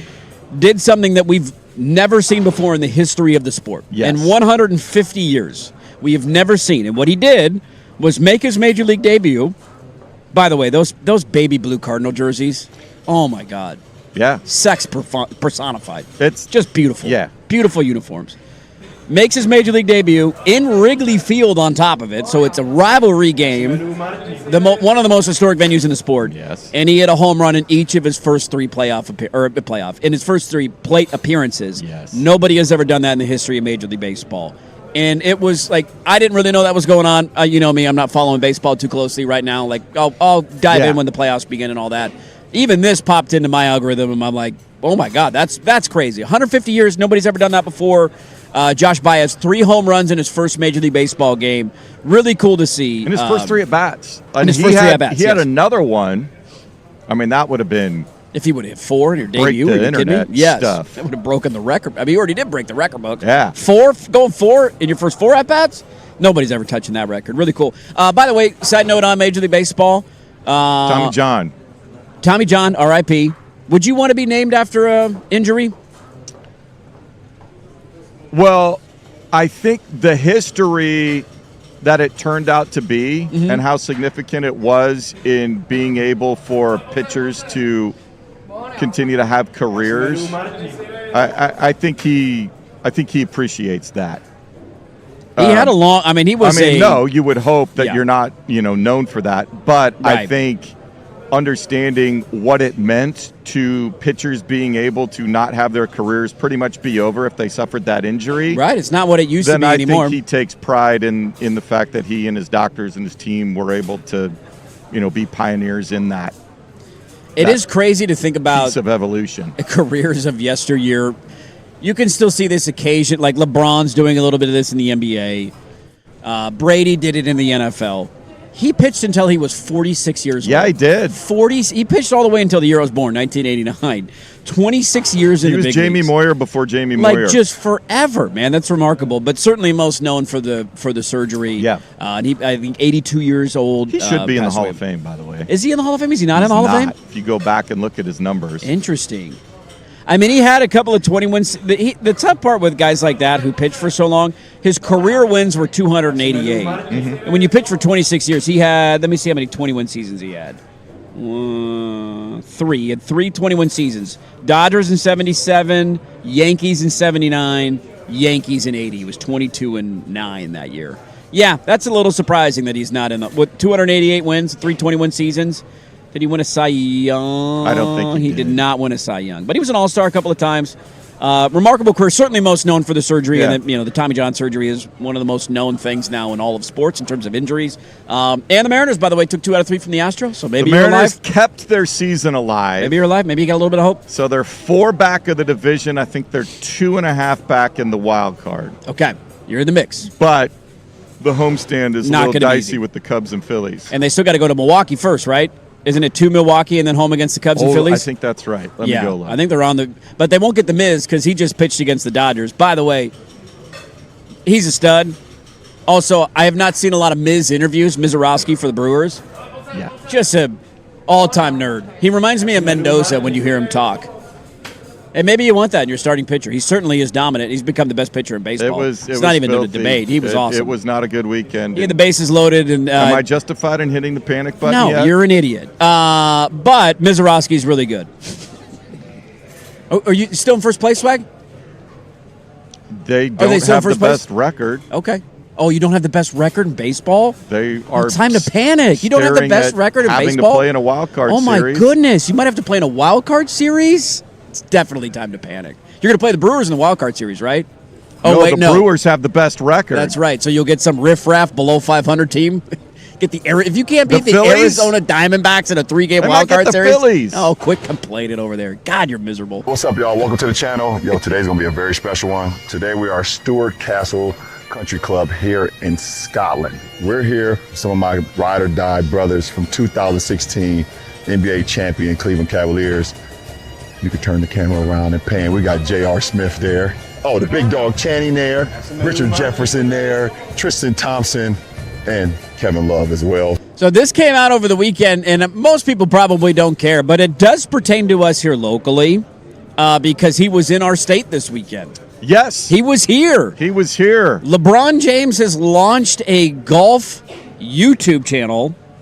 Is he going to be now like it was with Taco Tuesday, like he discovered Taco Tuesday? I'm the first gonna ever. Be like he discovers all these golf courses? It's like, yeah, those of us that play golf know about all of these for 100 years. That's going to drive me effing nuts. And it's going to be, I'm going to be so jealous. It's like, God, this bastard picked up the game like 2 days ago. When he gets good, it's going to piss me off. And now he's playing everywhere. He was in, the reason I brought that up, well, it's just interesting, like an athlete having a YouTube stream of a different sport is it's very unique. I don't know if that's ever happened. Maybe it has. I don't know. Does Mookie Betts have a bowling, thing? I don't know. Does he have a bowling YouTube channel? People have athletes will have he could be on the professional bowling He's tour. a very good bowler, for sure. Yeah. Like athletes will do their Twitch streams where they'll like talk and do that kind of stuff, but this is a little bit different because you're filming content and you're doing a different sport. So he launched his channel. But the reason I brought it up was he was in Bandon Dunes this weekend. He was also at Pumpkin Ridge. LeBron was at Pumpkin Ridge, too? Yes. I did not see that. Yes. He went out and played Pumpkin Ridge this weekend? He was at Pumpkin. He must have been doing a Nike thing. Something with Nike. Yeah. And he was at Pumpkin. I will always remember them. Being there for the Live thing is one of the most mind-blowing golf experiences I've ever had of just, I can't believe this is actually a league and they're playing music everywhere. Everything is really nice. And there's Phil Mickelson on the third hole at Pumpkin Ridge. This is in really shorts. In shorts with techno music. Like it just, you're kind of, it melted your brain a little bit. Like there's Dustin Johnson, there's Paulina. I didn't go to that because I had been to women's U.S. Opens and stuff out there. Obviously, Tiger won there years ago. I didn't go to the amateur out there, but the LPGA Tour played on the public side for a number of years. And then we had the Winco. The Corn Ferry. We were out there forever, yeah. Those were great. It was always a ton of fun to be out there. But, to be out there, that Live experience would have been. Walking around Paulina, or not Paul, what's, is that, right name, Paulina Gretzky, thank you. And her, 9-man security team, all dressed in black head to toe. It was such a, where am I? There's Brooks Koepka. What is happening right now? Yeah. That's great. Seeing him, you're just a member showing up to play. There you go. You're at a bay at the range at Pumpkin Ridge. How'd you like to be? Like, if he didn't have his, he was just a single getting on. Hey, you're ready to go? Okay, for one. That would be incredible. You guys mind if LeBron plays with you? He seems like he has a lot of fun with it. Hey, I'm all about. There's this argument at times that we need to not grow the game of golf because there's too many douchebags involved. But I want to grow, dude. Big but I hope come play. And this is where those guys that come into it, whatever, have some proper respect. And if they can help to, you need to do it. You need to respect the game and what the game is all about. Obviously, the game needs to evolve too. Right. But there's some things out there. So, It's fun, man. I don't know how much of his content I'll watch, but I thought it was cool that he was in the state of Oregon playing golf this weekend. Let's see. We got time for one more, don't we? Sure. Let's end on a fun note. How about that? Let's have you ever wondered what it's like to pretend to be Justin Herbert pretending to be Justin Herbert? Have you ever wondered what it's like to be Derwin James pretending to be Derwin James? I had my most fun playing any sport by pretending I was a pro player. If it was football, it was real young. I mean, Dan Fouts, Burt Jones, Rick Leach, hockey, Gordie Howe, Bobby Orr, basketball, George Gervin, Finger Rowland, baseball, Mark Fidrich. I mean, one season I was Al Harbosky, That needs to be Al Harbosky. There is the most fun you can have is when you're a pro player. Now you're pretending to be yourself, and these guys are able to find that out. There's a lot of kids pretending they're Justin Herbert, who could possibly have it better than be Justin Herbert pretending to be Justin Herbert, or Derwin James pretending to be Derwin James. But man, there was a lot of guys finding that out for the first time, playing in this game, and I really felt like they were having fun out there. Al Harbosky needs to be a drop. Just throw that one at Sprague when he's back on Wednesday. Just throw it on the board. We'll play that at a random point. Out of context, Jim Harbaugh and Al. Look, Jim Harbaugh is the gift that keeps on giving. Any Jim Harbaugh content I am here for. He's Whoever hilarious. Does an aggregation thing of all the Harbaugh-isms and stuff, it has to be titled, being Jim Harbaugh after being John Malkovich, that movie. Why? It's one of the reasons why, like, their behind-the-scenes content of him and McDaniel there are just, it's hilarious. Those two people, they seem like they could not be more opposites. If they're both still there, if McDaniel doesn't get a full-time head coaching gig after this year, they're there next year, please, Hard Knocks, go. That would be great, would it not? I just need more Harbaugh content. He's hilarious. And that was an all-time quote about growing up pretending to be guys. All I think of is the replacements. Yeah. Franklin Daniels. I think that was the receiver. That is a great point. If you have, by the way, one thing I forgot to bring up last week, because this Hard Knock season has been really good with Seattle. It's been a lot of fun, and McDonald's been a really good character. We'll talk a little bit about their first preseason game coming up later in the show. There was a hilarious moment where I think it was McDonald sitting in on a quarterback meeting, and it was Sam Darnold telling a story about bumping into Jim Harbaugh in the offseason. And it was such a good Jim Harbaugh impersonation where he's like kind of bumped in. It takes Harbaugh, I think, a second to the neurons got to fire. Who am I looking at? Who am I talking to? And then it dawned on him, and Darnold does it like, hey, looking good, man. Looking good. Look at you. He's like patting his shoulders. It was a hilarious impression. Jim Harbaugh, he's a gift that keeps on giving. And have you ever wondered what it's like to be Derwin James, pretending to be Derwin James? I wouldn't mind to be pretending Justin Herbert to be Justin Herbert. It's not a bad life if you can get it, man. Wait, you talking about $50 million a year quarterback in Los Angeles and Madison beer? Did you sample any Madison beer over the weekend? I did not sample any Madison beer over the weekend. Okay, you have a project this week. Still on my to-do list before the season begins. I'm all in. If I need to become a Madison beer P1 to get him to win a playoff game, I'll do whatever it takes, okay? Yeah. Do whatever it takes. I don't think that would be a stretch for you. I don't think so. I think I can accomplish that. Let's get to, there is your cafe. Thank you very much, ladies and gentlemen. Let's get to the first scrimmage of the fall camp for Oregon. What are the takeaways of it? And Dan Lanning with a pretty funny quote afterwards. Takeaways from the scrimmage, the guys who stood out. How's the offensive line looking in Dan Lanning audio? That is next on The Fan. Time to open the door to the Blazers. This is the Blazers Report, brought to you by Ponderosa Garage Doors, Portland's repair and installation experts. There's so much pressure now on guys like Sidi Sissoko and Zeke Krejci. Like, if anything happens to Denny or Tumani, like, those guys are going to be super important all of a sudden. That is our friend Eric Gunderson from the show on Friday. The schedule, really difficult out of the gate for Portland. It's going to put a big emphasis on staying healthy and all their guards being available. The good thing is you got a lot of them, but if you lose one or two of them, next thing you know, as he points out, you're leaning on V. Krejci. But don't worry, he could shoot, and he's on a good contract. That's what everybody tells me. Future's looking bright. Blazer Report brought to you by Ponderosa Garage Doors, where they are taking service to new heights. Call Ponderosa today or visit them at ponderosagaragedoors.com. Secure.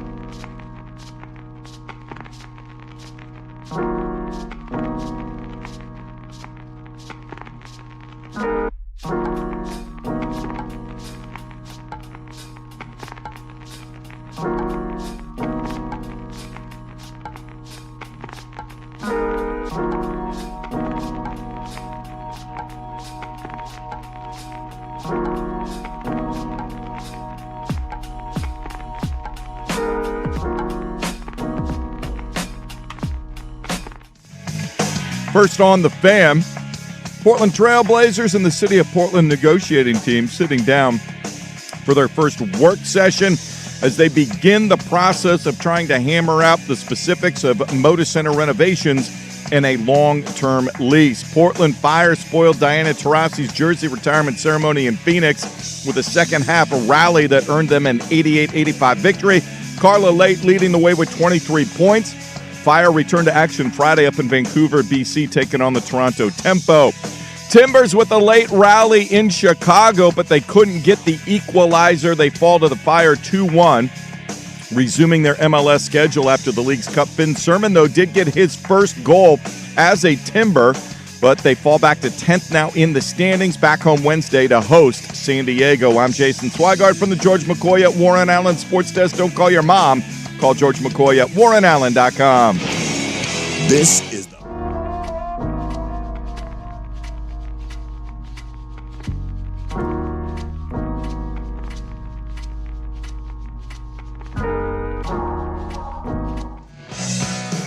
All right, we're still arguing about Damian Lillard. What ifs? Josh Allen, does he get enough criticism?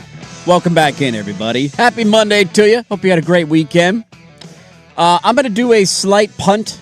Just a slight, let's do a Blazers and kick the can down the road to the next segment. I will get to the Ducks spring game reaction. And a bit of fun audio for Dan Lanning, who did not intentionally, I don't think he went in with the goal of saying this in his press conference, but it turned into... No, this is one of those things that just pops into your head. How does it not, right? But you I don't think they're going to haven't gotten it down. No, I don't think they're going to have the rights to probably play theirs, because they do that like fall camp documentary stuff that they do. They probably won't have the rights nor want to use the artist that's involved in it. But if they found a way to splice that quote with highlights of the first scrimmage with the song, chef's kiss. It'd be glorious, because it is a great song. Don't get me wrong. No, let's go to college football. We'll get to college football, by the way, again in the 8:45 segment where Ryan Harlan's going to join us to talk about Oregon State camp. If you missed that, I teased that earlier. And then the AP poll comes out at 9 o'clock this morning. We get to react to it live on the air. I'll read all 25 teams off. But I got two other bits of that we kind of went long there in the cafe, couldn't get to in college football. Look, I get it that this guy's the king. I get it that this guy he maybe just had the most successful coaching job or performance that we've ever seen in the history of sports. That's the conversation that he is in. So before I say anything else, I want people to know flowers have been given. We fully acknowledge how good he is and how talented he is and how smart he is. Witnessed his brilliance firsthand. Thank you. That being said, however, this behavior is starting to drive me insane. And it, like, every time I see one of these clips, I start screaming. And here is Curt Cignetti. So they're doing these Big Ten Network like camp check-ins. Camp tours. They go into a camp tour, talk to some coaches, players. I believe they were at Eugene last week, right? They did Eugene last week. They've done, I think they did the Huskies. I've seen them. Because they got to be Michigan done while they're doing camp before they get into week one prep. They're basically doing it on a day-by-day basis. There's a new camp hit, Michigan State, right? So I've been watching a bunch of these just to try and figure out some stuff. I'm watching the Indiana one. They stopped by Indiana at the end of last week. And I hear this, and I think, oh, God. Bloomington's lovely this time of year. It is. Yeah, it starts snowing yet. Here is Curt Cignetti. So there was the idea of them scheduling. I don't know if you know this or you're aware of this. What state does Indiana play football in? Indiana? Thank you. What other prominent program plays in Indiana? Anybody else prominent play in Indiana? Who could it be? Who could it be? In-state game. Maybe a team that punked them in the playoffs 2 years ago and dominated them? Yeah. Maybe that. Oh, that's right. They're off doing their own thing. South Bend is also in Indiana, which is where the Notre Dame Fighting Irish plays. Now you have two powers that be in Indiana. It's not Purdue. Purdue, no offense. Nobody cares. Although their AD would argue differently. Here is Curt Cignetti, because there's been a push in the thought of scheduling Notre Dame and non-conference for Indiana, because that's a win-win-win-win-win for everybody, right? Yeah, I'd like to play Notre Dame. Come to our place twice. We'll go up there once since they're not in the conference. I'd love to play them. Be a great in-state game, you know. I guess there's a backstory to that. I don't quite know what it is. So, you know, it is what it is. And Big Ten schedule's pretty darn tough, too. Look, I appreciate the digs at Notre Dame for not being in a conference. This is a year in particular that their schedule is incredibly it just that sometimes the cookie crumbles that way. Let's also not sit here and pretend as if the vast majority of Indiana's year one success was built on the idea of they played literally nobody. Yeah. Literally nobody. You didn't play Penn State that year. Penn State was a playoff team. No You didn't play Oregon that year. Oregon was a playoff team. You played Ohio State and you got your teeth kicked in. And if you would have played the other two teams, you would not have been a playoff team. So this idea, like sometimes the schedule gods give, sometimes the schedule gods take away. That's just the world we live in this is where you need somebody else, some big pocketed whatever to step in, because the problem will always be like Notre Dame. Teams don't want to have a true road game of that significance. This one's not hard to solve. Indianapolis, where the Colts play, put it in week one, let's go. Play on a neutral site if you want, or play one there, play one here. This is the rhetoric and the thought process that there is not a debate that exists that college football is significantly the most second popular sport in America. Yes. And it's not even a close contest. The NFL will be king and it dominates everything, and 10 million people watch a preseason game. Nothing will ever touch it. There is then a gap. Then it's college football, solidified in the number 2 spot.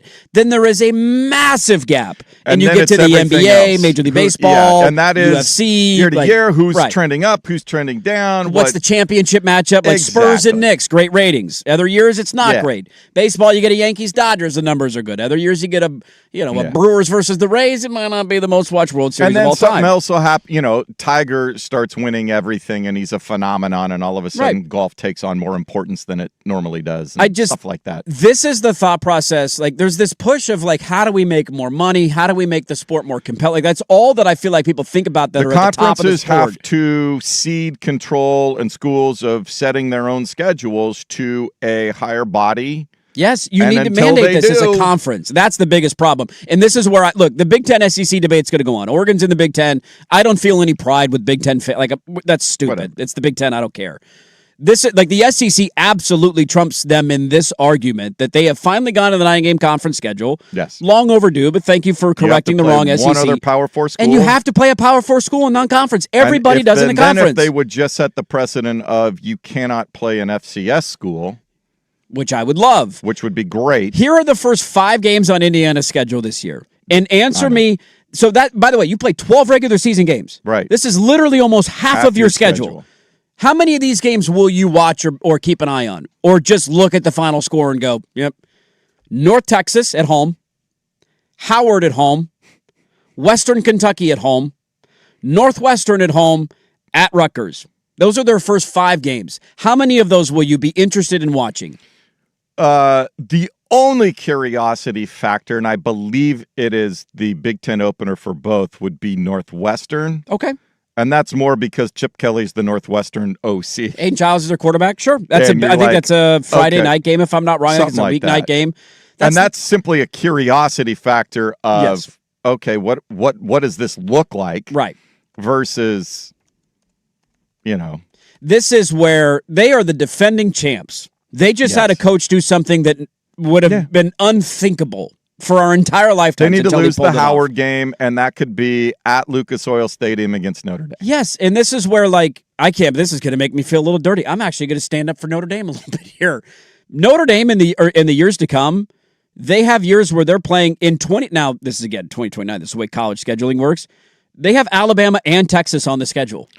Well, that's because when everybody else gets into their conference schedules, they are left with minimal. It's harder to do as the year goes on. They have the 5 games against the ACC, but we know some years it's harder, some years it's one easier. Or 2 teams of significance in the ACC. My point just simply being they have scheduled home and homes with Texas A&M, with Miami, with Texas, with Alabama. They know for them Auburn. After they got left out of the playoff a couple of years ago, that they have to have a couple. If they only have one of those opportunities and they blow it, they're screwed. Yeah. So they have to have multiple opportunities against a team that's expected to be a top 10 worthy team. Yes. Because if they don't win, they got to have multiple opportunities. And if they lose them all, then they're out. But whatever. As we saw what happened last year. They weren't in the college football playoff. This guy's a genius. I get it. He's a great coach. There's a part of me that chuckles at it, Notre Dame should be in a conference, and I agree with that sentiment. Don't go 2 for 1. That's where just stop it. We'd love to play Notre Dame. That's all. That's the then answer go here. Play them. Go play the damn game. because you play nobody in non-conference for the next half of a decade, and you are the defending national champions in a sport, and you are the most talked about, like, oh my God, did Indiana just do that? And I have next to zero interest in watching you until it's November. Next to zero until we're halfway through the season, and you go, and then I'm not even that interested. You go on the road to Nebraska in week 6. You should kick the S out of Nebraska in week 6, but at least that's the first time that I'm like, all right, tough place to play. It's a decent level of talent. I know they're going to smoke them, but I'll keep an eye on that game. They're going to win their first 5 games by 5 touchdowns in each game, and you will learn nothing about them. And I hope they do because, he's gamed the system. And it will further exemplify why the system needs to be corrected. Yes, you should not be able to manipulate. This isn't a tax system. It's sports, exactly. Man. This isn't a write-off. So now I'm tired of Signetti constantly bringing it telling me how smart he is. Right. No, you don't want need him to have do some that humble anymore. pie. You want him to have some humble pie this year? Are you rooting for or against Indiana this year? Because I know where I'm rooting at. against them. You're rooting against them? The Cinderella fun, cute story's over for you? Yeah. Yeah. You don't need to be so snide with it. Yeah. I certainly have personal reasons. I want on the field them to make a mockery of it because I think that will draw more attention to the system. The scheduling system needs to be fixed. Yes. And the more heat that they can put on the conferences, right, then the better. Yeah, look, this will hold true, and hold me accountable for this. Oregon has not had a lot of options to schedule non-conference. They just scheduled. Who do they schedule for next year? Teams don't want to come to Eugene Coastal anymore. Carolina. Who they just scheduled a random game? Sac State. Sac State. That's who it was. Thank you. And that's stupid. It's ridiculous, and I hate that my program is scheduling games like that. Well, especially now with all of the travel. Yes. Like ACC teams or whatever. They're like, I don't want to make another West Coast trip because now I have 2 of them on my schedule or whatever. You might have to play them both, or you play one of them at least on the road, and Miami's got to come to And they know how tough it is, if Dan Lanning ever has a quote like this, like they have an open non-conference state, and he's like, why would we play somebody tough? We just want to get, there's no point. The SEC doesn't do it. I will criticize him just as hard. The college football is the second most popular sport in America. This is one of the things that will always hold the sport back, is that there are weekends and stretches on the calendar in which interesting things don't necessarily happen on paper going into the weekend. You can end up with an upset or a surprise up, oh my God, I can't believe that happened. But the enthusiasm going into the weekend isn't great because you have the defending national champions playing Howard in week 2. And that sucks, man. And he can be as aggressive and arrogant as he wants as a coach. The scheduling stuff drives me nuts, and we need to hold him accountable to that because it's embarrassing for Indiana and for the sport. Let's stick in college football. Oregon scrimmage over the weekend. Some Dan Lanning audio, some takeaways, and then we'll dive into the NFL coming up the top of the hour. Back after this, 105.1 FM The Fan.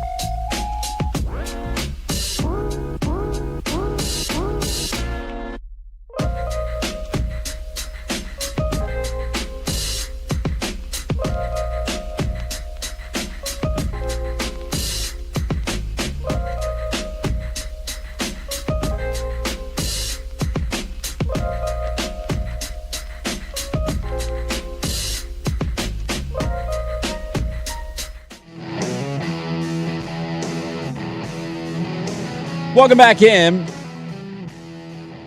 Now we're yelling about Kurt Signetti. Fun show today, man. Everybody's hot and bothered. I love it. I love getting outraged and yelling about stuff. This point I agree with. I've been debating with listener Damian and other stuff. This point I agree with. Kurt Signetti slowly becoming one of my favorite coaches. Head coaches with personalities, a lot of lost art in today's generation of sports. And the Indiana process went well, being in Wisconsin, Purdue, Ohio State, Alabama, and Oregon for the last 5 games. I don't know why Wisconsin and Purdue are in that conversation, because I think most teams, unless you're the Huskies, could beat Wisconsin last year. It's not criticizing the schedule. I think you're conflating two different points. What I will also acknowledge, though, is your point on him being a personality is 100% spot on. Like, we need more big personalities in the sport. I think he's great for college football in that regard and sharing his opinions and all that. I think he's robbing his fans and college football fans of compelling matchups and games that people will be interested in. If you just throw a random, like, you don't have to play somebody great, but if you just Indiana on the road at, I don't know, West Virginia in week 2, just to throw a random team out there, they're going to kick the crap out of West Virginia. You should. You're the defending national champions. But it's at least a game on paper that I go into the weekend thinking, let's see how Indiana does this weekend. Instead, they play 3 teams in which it doesn't matter how they show up or how they perform, because they will win all those games with 4 touchdowns because they're all so inferior. So nobody's questioning his ability to coach or to win championships or any of that. It's just the idea of this like race to the bottom. Let's make it as easy as humanly possible and pretend as if Notre Dame is the only team who ever plays a favorable schedule, when Indiana literally 2 years ago played nobody in non-conference. They only played 1 team with a pulse in the Big Ten all year, and that was the sole reason that they were in the college football playoff at the end of the year. And if they had a more difficult schedule in terms of non-conference matchups that he had no control over scheduling, so I will be fair there, and then you had to play, let's say, 2 other teams near the top of the Big Ten that season, Penn State and Oregon were both playoff teams that year as well. Like, you're a 9-3, 8-4 team, and it's still a great story, but they've certainly benefited from easy scheduling, and that's the point that I'm trying to bring up when we criticize Notre Dame for that. Let's head down to Eugene. They had their first scrimmage over the weekend. We obviously don't have eyeballs in there, so it's hard to kind of get the full gist on exactly what happens. It's like a CIA Black Ops site. You're not allowed to have access to it. But a couple of like the little tea leaves that you can read in the aftermath of it, some quotes from players that I found compelling. I'll get to that in a moment, but before, this was pretty funny. Dan Lanning always does his post pressers and doesn't do it every day, but definitely after the scrimmages, he'll go sit down with the media.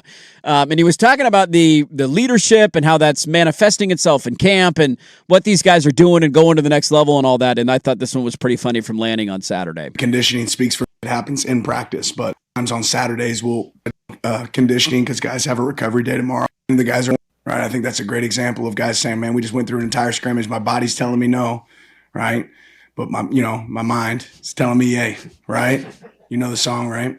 That's what these guys are doing. They're pushing for more, right? It's the other way around, obviously, in the song, but you get the idea. My body's telling me yeah. He had it playing in his head. He had it going that way. And it just I knew it was, this is the way it's going to go. So close. Yeah. Look, again, it's hard to have big takeaways. One thing that I will that I continue to hear, and I think you've seen some clips from this and all that, like there was, Bree Amaranthus was down there talking to players, and I don't know if this is before the scrimmage or after the scrimmage, but I saw one of the clips of her talking to Bear Alexander, one of the returning defensive linemen. Yes. And one of these teams is like, and I brought this up a week or two ago, a year ago at this point, we were not talking about Jordan Davison.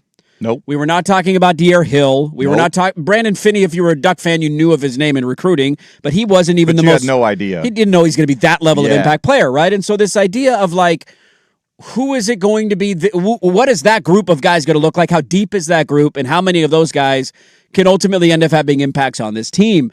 And that's one thing that I just continue to be excited about. I saw some Kenyon Barner stuff over the weekend, a guy who's actually had eyeballs in practice and been able to go watch. Bear Alexander was asked who are the players, the young players that are making the biggest impact so far. And the first, like just off the cuff, the first 2 names that he threw out were the big 2 offensive linemen who are both freshmen. Big Manny Hanacho, I think is how you say his last name, and Tommy Tofi. They are both true freshmen. Tommy got in there in spring ball. Big Manny didn't get there until the summer, and so there was this thought maybe he'd be a little bit further behind. But they continue, according to everybody who's had a chance to watch him. Kenyon Barner, again, echoed this sentiment, saying he was at a couple of spring practices and saw Tommy Tofi go through some drills and some practice for the first time. His first spring in college football, by the way. The kid should be a senior in high school, essentially. He's hanging out playing college football as an 18-year-old. and he was holding his own, and he looked awesome. And there's the sentiment out there that maybe both those guys can push for some early playing time, or at least in the back half of the year, get a chunk of playing time. And this is where it's vital, is because at some point this year, and Oregon went through it last year, every team's going to go through it.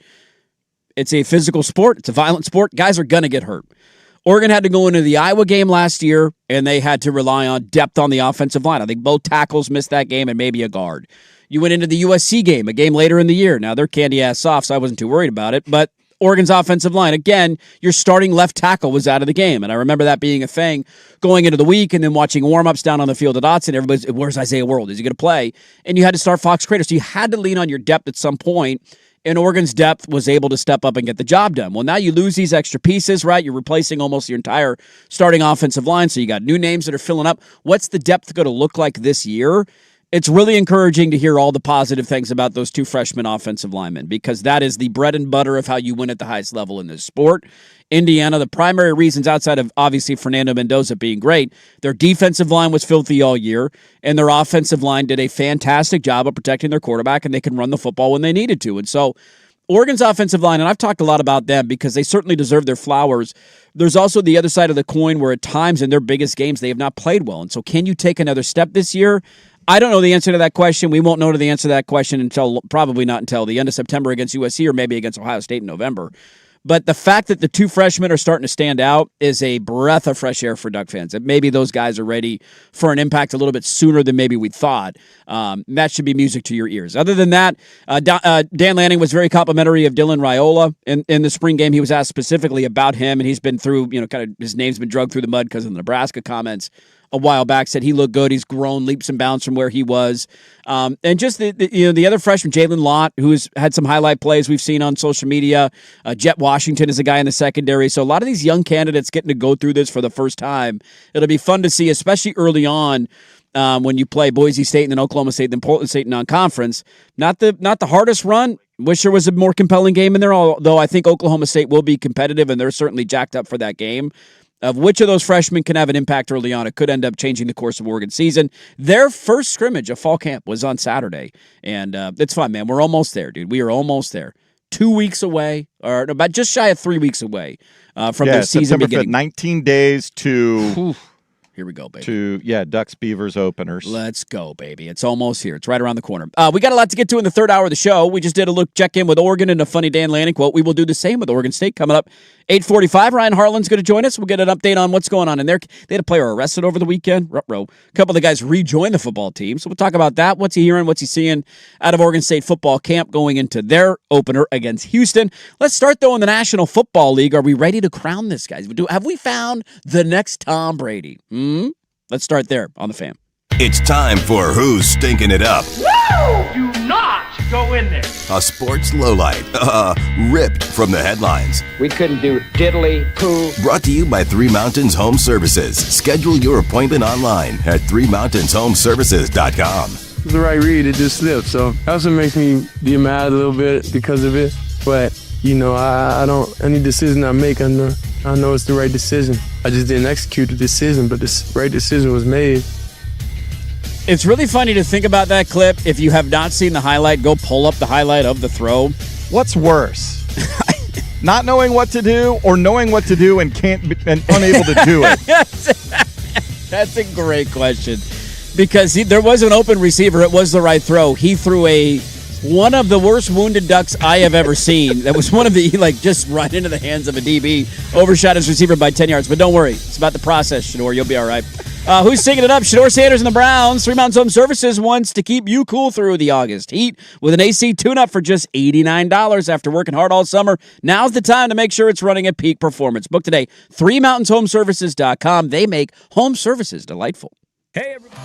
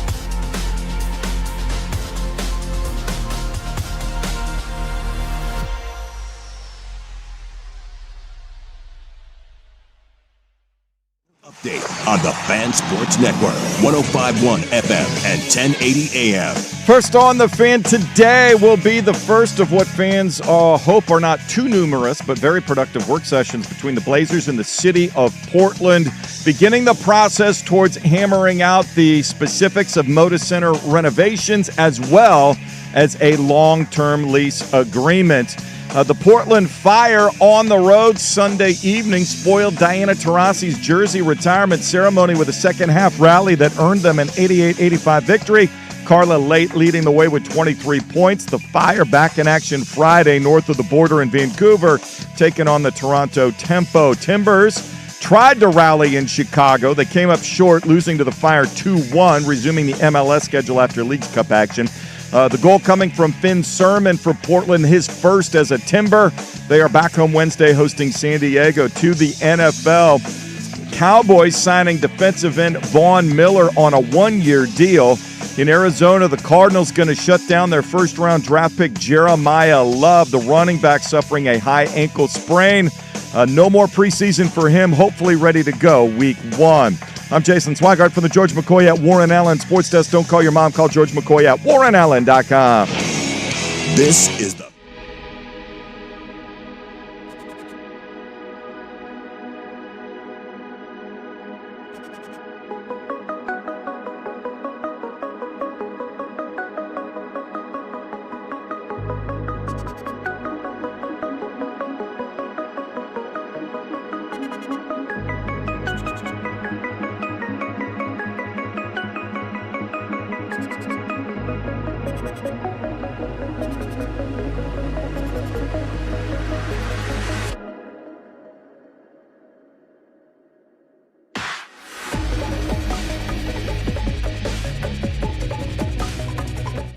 Welcome back in. Dirt and Sprague here, 105.1 FM, The Fan, 1080 AM, the Odyssey app, live on YouTube. Good morning, everybody. Happy Monday to you. We got a lot to get to on the show today. If you want a bingo card for listener responses I've gotten so far today, you ready? Let's see how many boxes you could check.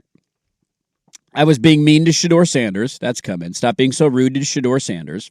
Nobody said that about Tua. I wonder why that is. Mean to Shedeur Sanders. Damian Lillard sucks, and I'm an idiot. Josh Allen never gets criticized, and I think that's where we're at right now. That's our bingo cards. If you got those on your bingo card, you can mark them. It's been a fun 2 hours. We got 2 more hours to go. Ryan Hartland's going to join us coming up at 8:45. We'll talk a little Oregon State camp with him and what's been going on down in Corvallis, and excited to have him on and get a check-in from somebody who covers Oregon State on a daily basis. We will have the release less than 1 hour from now. It will be official. The AP poll's coming out. Who are the candidates this year? I will remind you of the teams in this category from a year ago because you know somebody's going to do it.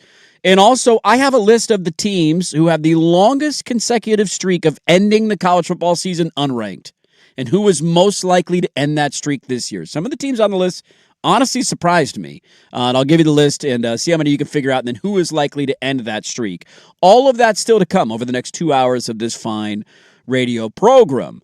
Let's dive in, though, to the National Football League. It was preseason week 1, fully wrapped up. Everybody has played. Not every player has played, but every team has played. And there's a lot to take away from the opening weekend of preseason football. I got a lot of stuff in my notes, but I think we got to start. Are you ready for the next Tom Brady? He took with the, I thought he read with his feet. I thought good job overall. And I thought even on some of the keepers where maybe the primary isn't there, he attacks with the ball up. Even on the first one that he had where he ends up finding Max Clare on kind of the late down flat, but hit a couple low crossing routes. And I thought he kept the ball in play. That's the biggest thing is keeping the ball in play. There was one situation that we'll have a great learning op on a third down where, they kind of played a man coverage. We ended up throwing it to the flat to Max Clare. I got to see, I think the pocket might have allowed him to be able to progress, but otherwise it was a really good day for him. He just felt like he was in good command and it was cool to see a good smile on his face. Look, tongue in cheek on the tease of that. That is Sean McVay talking about Ty Simpson, who played for the Rams this weekend. Obviously, safe to say the most controversial first-round pick of last year's draft, right? Like some disagreements about where certain guys went. Nobody thought Ty Simpson would go maybe even in the first round. Like I remember Sprague and I debating that. I took the over of quarterbacks just because teams are usually desperate, and I figured somebody would move in the back of the first round and take him if he was available, not wanting to wait around until Friday to see if he was still there. He went way higher than anybody imagined, and it was a team who nobody picked to go get him, and it was the LA Rams. They went out and got Ty Simpson, and so his debut was certainly going to be watched, and the way he plays in the preseason was certainly going to be watched because sans an injury, this is the only opportunity we're going to have to see him all year, right? Like Stafford is old. He could get hurt. The back could go out on him again. Nobody knows what the future holds for him and the Rams this year. But different than a Mendoza debut, right? Mendoza, I don't know if he's going to start. Seems like Kirk Cousins will get the job at first. We're just spinning our tires until Mendoza takes over. It's only a matter of time until he's their starting quarterback this year. You want him to be where he feels most comfortable. He's got command of things, understands the game plan, and now he's ready to just play. He's not thinking about too many things other than, all right, we've gone through the film study. I know the script for the first 15 plays. I know what our general game plan is. I know where they're vulnerable, where we want to exploit our – okay, let's go. When he gets to that point, then they're going to turn him loose. Yes, and he will start at some point. We will get to see him play. I think it'll be sooner than later. I'd be surprised if we're late in October and it's still Kirk Cousins. I agree with you completely there because that would mean Kirk Cousins is playing good football, and I'm not willing to gamble on Kirk Cousins playing good football this year. Or that he hasn't been folded in half yet. Sure, or his own defensive lineman hasn't beaten him up and sent him to the hospital because that happened in practice a week or two ago. Yeah. The point on Ty Simpson, though, is that this is, again, unless the staff, this is the only chance. He's a 13th overall pick in the draft. He's going to be one of these guys who sits and waits. Is it 1 year? Is it 2 years? Is it I don't know how long it's going to be. Yeah. But we're not going to see him other than preseason football. And so this is kind of all we have to react to. And I will say, like, I went and watched the highlights. Somebody cut up basically every throw that he made, so you can watch all of just his plays. Yeah. Because the rest of the Rams stuff didn't really interest me that much, nor the Chiefs and their backups. Because Mahomes obviously wasn't playing and all that. He looked really sharp. He looked really good. He looked calm. He looked in control. His feet weren't jumpy in the pocket. Like he seemed to have a good grasp on the offense. And what I will say is this: I certainly understand the controversy of the pick. I also think that the adage of the best time to look for a new job is when you have a job applies to quarterbacks. The best time to try and find a quarterback is when you don't necessarily need one. Right. Because you're not making moves out of desperation. No, and you're not going to pay a premium. No, and some people might have thought the 13th overall pick was desperation. That's fine. My counter-argument to that would be what more could they have done this offseason to put themselves in a win-now mode? They fixed their holes in free agency and trades. Right. They got McDuffie. They got Myles Garrett. Defense solved. And, by the way, Aaron Donald worked out again this weekend, so that's continuing to grow in speculation. You can tell Donald wants to do this. Yes. One, he doesn't want to have to go through all of training camp. And two, McVay would never make him go through all of training camp. Well, but sit out the first month if you want. I don't care. Just come back whenever you want. So, yeah. So now it's about, can he go through and do stuff and then recover and come back the next day and come back the next day? Right. How much of that, what where's his those body's guys at? have to go through when it counts and is for real. Yeah, it's one thing just to be in incredible shape. We all know he's in incredible shape. Football shape and withstanding the physicality of a season. When they talk about, when you play in the trenches and however many plays, it's a car crash on every play. And when you then have to come back, so week 9, and he's trying to get out of bed on Tuesday, what does it feel like and how motivated is he going to be to fight through it? Right. I will say I don't know if there's in recent memory, I'm trying to think, like this certainly ended up being Mahomes in Kansas City where he was very fortunate to go where he went. Yeah. You land with an all-time offensive-minded head coach. You have one of the best vertical threats we've ever seen in the NFL, one of the most explosive playmakers we've ever seen in the NFL on the outside. And oh, by the way, you have a tight end that some would put in the conversation on the Mount Rushmore of the position. So you have an all-time head coach, an elite weapon on the outside, an all-time tight end, and then it just was a perfect combination of things of where he was drafted. And this isn't to take away from Mahomes' talent. It's just the idea that as he's learned the hard way the last couple of years, it takes a village. You lose that weapon. Your tight end's now fat. Like, all of a sudden, it's a little more challenging to win games and push the ball down the field for as good as Patrick Mahomes possibly is. And so Ty Simpson was the luckiest man alive at the end of April when he was taken where he was taken, because that very easily could have been a draft pick where the Rams don't take him there. The Jets had 2 first-round picks, and they say, you know what, let's do it. Let's take our quarterback. And now you're a New York Jet with Aaron Glenn as your head coach. And I would feel differently about the longevity and the viability of your NFL career as opposed to going to L.A., where you certainly need more seasoning. Because remember, with Ty Simpson, man, he played 1 year of college football as a starter. 1 year as a starter. And this was the thing when Dante Moore decided to come out, was that the guys who make a minimal amount, like I can't remember what the breaking point is. It's like 20 starts or whatever. And guys who are below that list usually don't pan out very well in the NFL. They're just not experienced enough. And so he's in that category technically.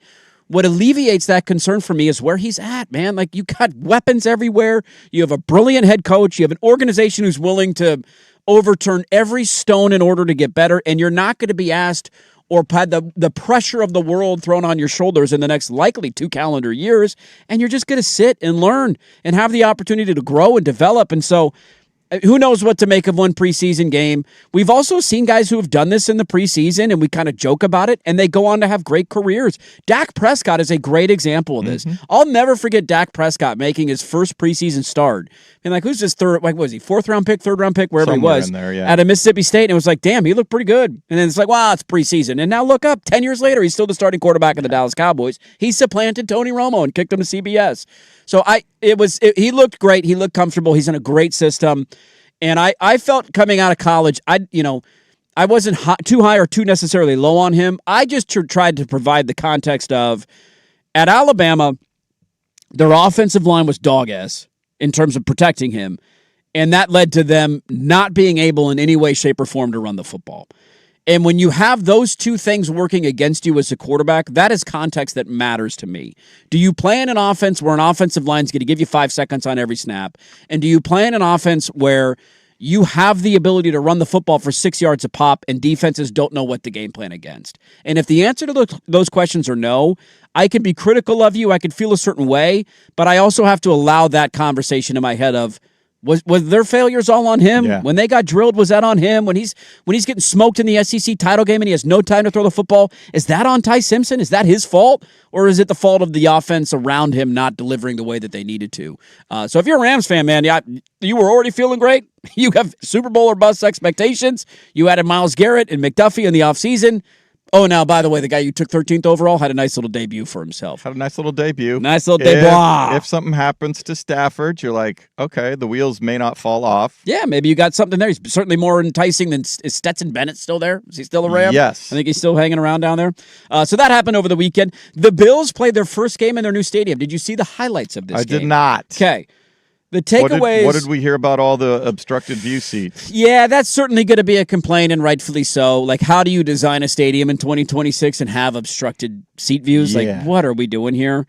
Josh Allen played a significant, like, he was out there for a minute. He was running around, scrambling around, making throws like it was week 1 of the regular season. Is that necessary? Not really, but I also am not going to knock it. Like, he didn't get hurt. I'm assuming it's him wanting to play thing. We got some new weapons, DJ Moore. Sure. Like, let's get some reps out there. But I know. it's week 1 of the preseason. I get it. What's your sliding scale of being cautious? I imagine he's not going to do that in every preseason game. I would hope. Well, he's not playing the 3rd preseason game no matter what. So he's a guy, you got DJ Moore in there. Let's get some reps in. Like, so usually, this coming up week 2, I'm going to guess is where for teams that want to play regulars, this is the one. This for the majority of teams, yes. This likely will be the game. How long they play, that's just differing philosophies on what your particular situation is, how much you trust your first teamers to, protect themselves, take care of themselves. Do you have new coordinators, new head coaches, that sort of thing versus, we know what the Rams are going to do. If Stafford gets out there at all, that might be for a series. And I also think, like the injury concerns of a player like Josh Allen, for everything that he has and has not accomplished in the NFL, has been incredibly durable, healthy. Right? Like it's just not a concern. I think he knows how to protect himself. He didn't, to my knowledge, take any massive hits in that game. A few takeaways. The only takeaways are really from the stadium on the Buffalo angle of this. Them playing on grass is going to take a while to get used to. Their new stadium is grass, which good for them, by the way. Fantastic. It's the way it should be. Football's meant to be played on grass. Yes. That was in the 10 Commandments from God, I'm pretty sure. I don't know, it's hard to explain. Their old stadium, there was the seats were so close to the field that it felt like when you watch it on TV, it's like they were right there, and it was this intimidating atmosphere. Because they could throw things and they reached sex the field. toys and snowballs, and it's right there. And maybe that was why, what you just hinted at, why they did what they did. The angles that the camera watches, and look, it's Buffalo. They're still going to be breaking tables, and the atmosphere will be solid. Oh, Mafia will be out in force. When you watch a game, though, and it's like a nice day, and you just see the grass field, it feels like you're watching a game in Jacksonville. You can't see the stands at all from the TV camera angles. There's like a mile on the sidelines each way before the seats begin. Okay. And it's changed the aesthetics of how Bills games will look. Now, I'm sure they'll still feel the same, and maybe to your point, they moved it back because they don't want sex toys on the field or players getting pelted with snowballs. Can't blame you there. I'll have to go back. I'm sure. It was weird. It threw me off for a bit. And the NFL Network's going to rerun all of those things Yeah. all the time, so I'll have to go back and check a few. I felt like I was watching a game of them playing in Jacksonville, and it felt very I saw weird. some highlights from the Falcons. Did they get new turf in that?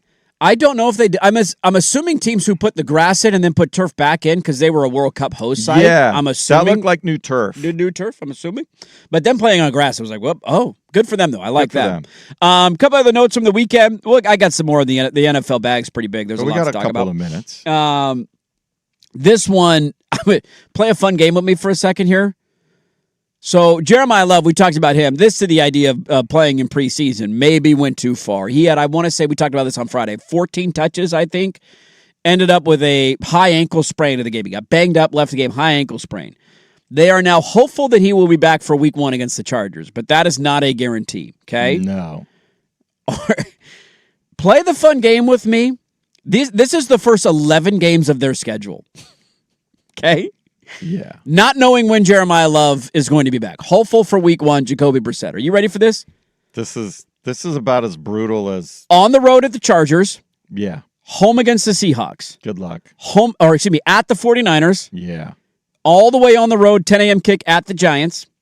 Maybe. That might be the weakest team they face. Home against Detroit. Ouch. At the Rams. Oof. Home against the Broncos. Yikes. At the Cowboys. But we'll see if they have a defense or not. TBD. On the road at Seattle. That's not going to go. You play them twice in the first the defending champs twice in the first 9 weeks. Oh, by the way, the Rams are the favorite. You play them twice as well. You come home and play the Rams in week 10, and then you go on the road to Kansas City. Those are your first 11 got 4 games. of their 5 division games before Thanksgiving. In the hardest division in football, mind you, where none of those games are a gimme because they are the sore outlier of a team who's incompetent. Then it's Commanders and Eagles. Then they get their bye. Right. So there's no bye in there. There's no bye in there till the end of the season. Then they get the Jets, Saints, Raiders. then it eases up, right? The Jets is a manageable game. The Raiders probably not very good. One of those 3 games will be their first chance to actually be a betting favorite. The Jets at home, who will probably have an interim head coach at that point. Yes, very high likelihood. Who knows what their quarterback situation is?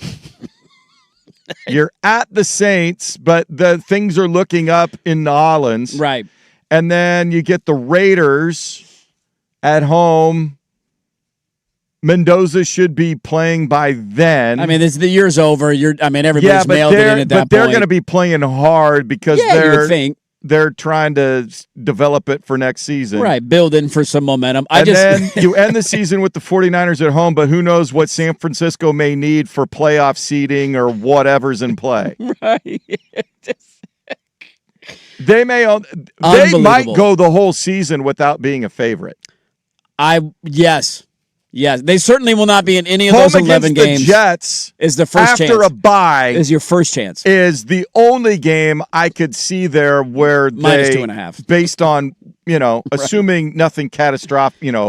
Yeah, there's a balance here. Like I will defend. What's the floor's name? What's the first one in Arizona? Do you remember? It's not. It's a LaFleur brother. Mike. Is it Mike LaFleur? Is it Mike? Mikey. Here's what I will say. They're getting a little bit of heat for playing Jeremiah Love, how much they did. And I certainly noted it on Friday. It's one of those things, like we do this with pitchers in baseball. And I don't know, I'm just more of the idea of like, he's a rookie. You want to get him some snaps. Like, is 14 touches too many? Probably. If he doesn't get hurt, though, is anybody saying, what are you doing? No. It's just like, we do this with pitchers, and it's like, you got to get him out after 85 pitches because his, like, okay. Stop it. There's no guarantee he's going to get hurt. Even if you are restrictive with him, he might still end up getting hurt. There's no exact science here, and I just lean more on the idea of experience is going to help you in the long run. Let Love get his kind of feet wet, feel what it feels like to see NFL defenses. You wrap him in bubble wrap for all the preseason, roll him out for week 1. You got a bad team and a bad offensive line. They're going to be, crowding the box on every snap. I don't know. That to me is a tough ask. So maybe 14 touches was too much, but I'm not going to kill him for playing their first-round pick and seeing what he's got in the preseason. And I imagine their goal was to get him some snaps, high bulk volume, ease off him as the preseason goes, so he's ready for week 1. He just happened to get hurt, man.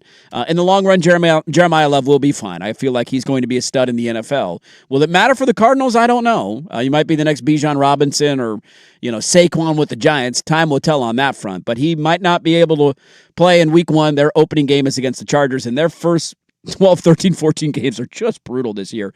So more in the NFL, including one guy, talk about injuries, who thinks he's going to be ready potentially for week 1. One player earning first-team reps. How about that update out of an NFL roster? So we'll talk a little bit more about the NFL and what transpired over the weekend next on The Fan. Now, here's a quick look at Portland traffic.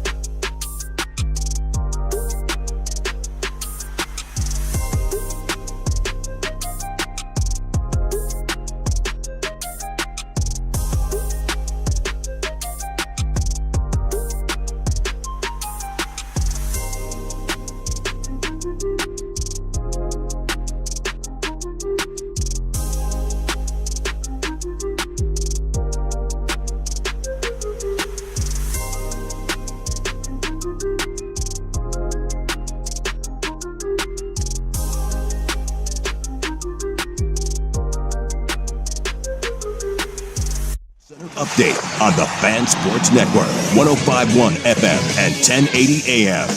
First on the Fan, the City of Portland negotiating team, as well as designated Blazer and Rip City management brass, scheduled to meet for the first time today, starting the process towards finalizing renovations for the Moda Center, as well as a long-term lease for the franchise. The Portland Fire keep winning late in the season. A second-half rally gets an 88-85 victory over the Phoenix Mercury, spoiling Diana Taurasi's jersey retirement. They will head up to Vancouver, BC to face the Toronto Tempo this Friday. Timbers tried to rally late in Chicago, but came up short, losing to the Fire 2-1. They fall back to 10th in the standings and return home Wednesday to host San Diego. From the NFL, Cowboys pick up defensive end Vaughn Miller on a one-year deal. And in Arizona, Cardinals now concerned with their first-round draft pick running back Jeremiah Love suffered a high ankle sprain in the preseason game over the weekend, hoping he'll be able to go September 13th for their season opener against the Chargers. I'm Jason Swigard from the George McCoy at Warren Allen Sports Desk. Don't call your mom. Call George McCoy at warrenallen.com. This is the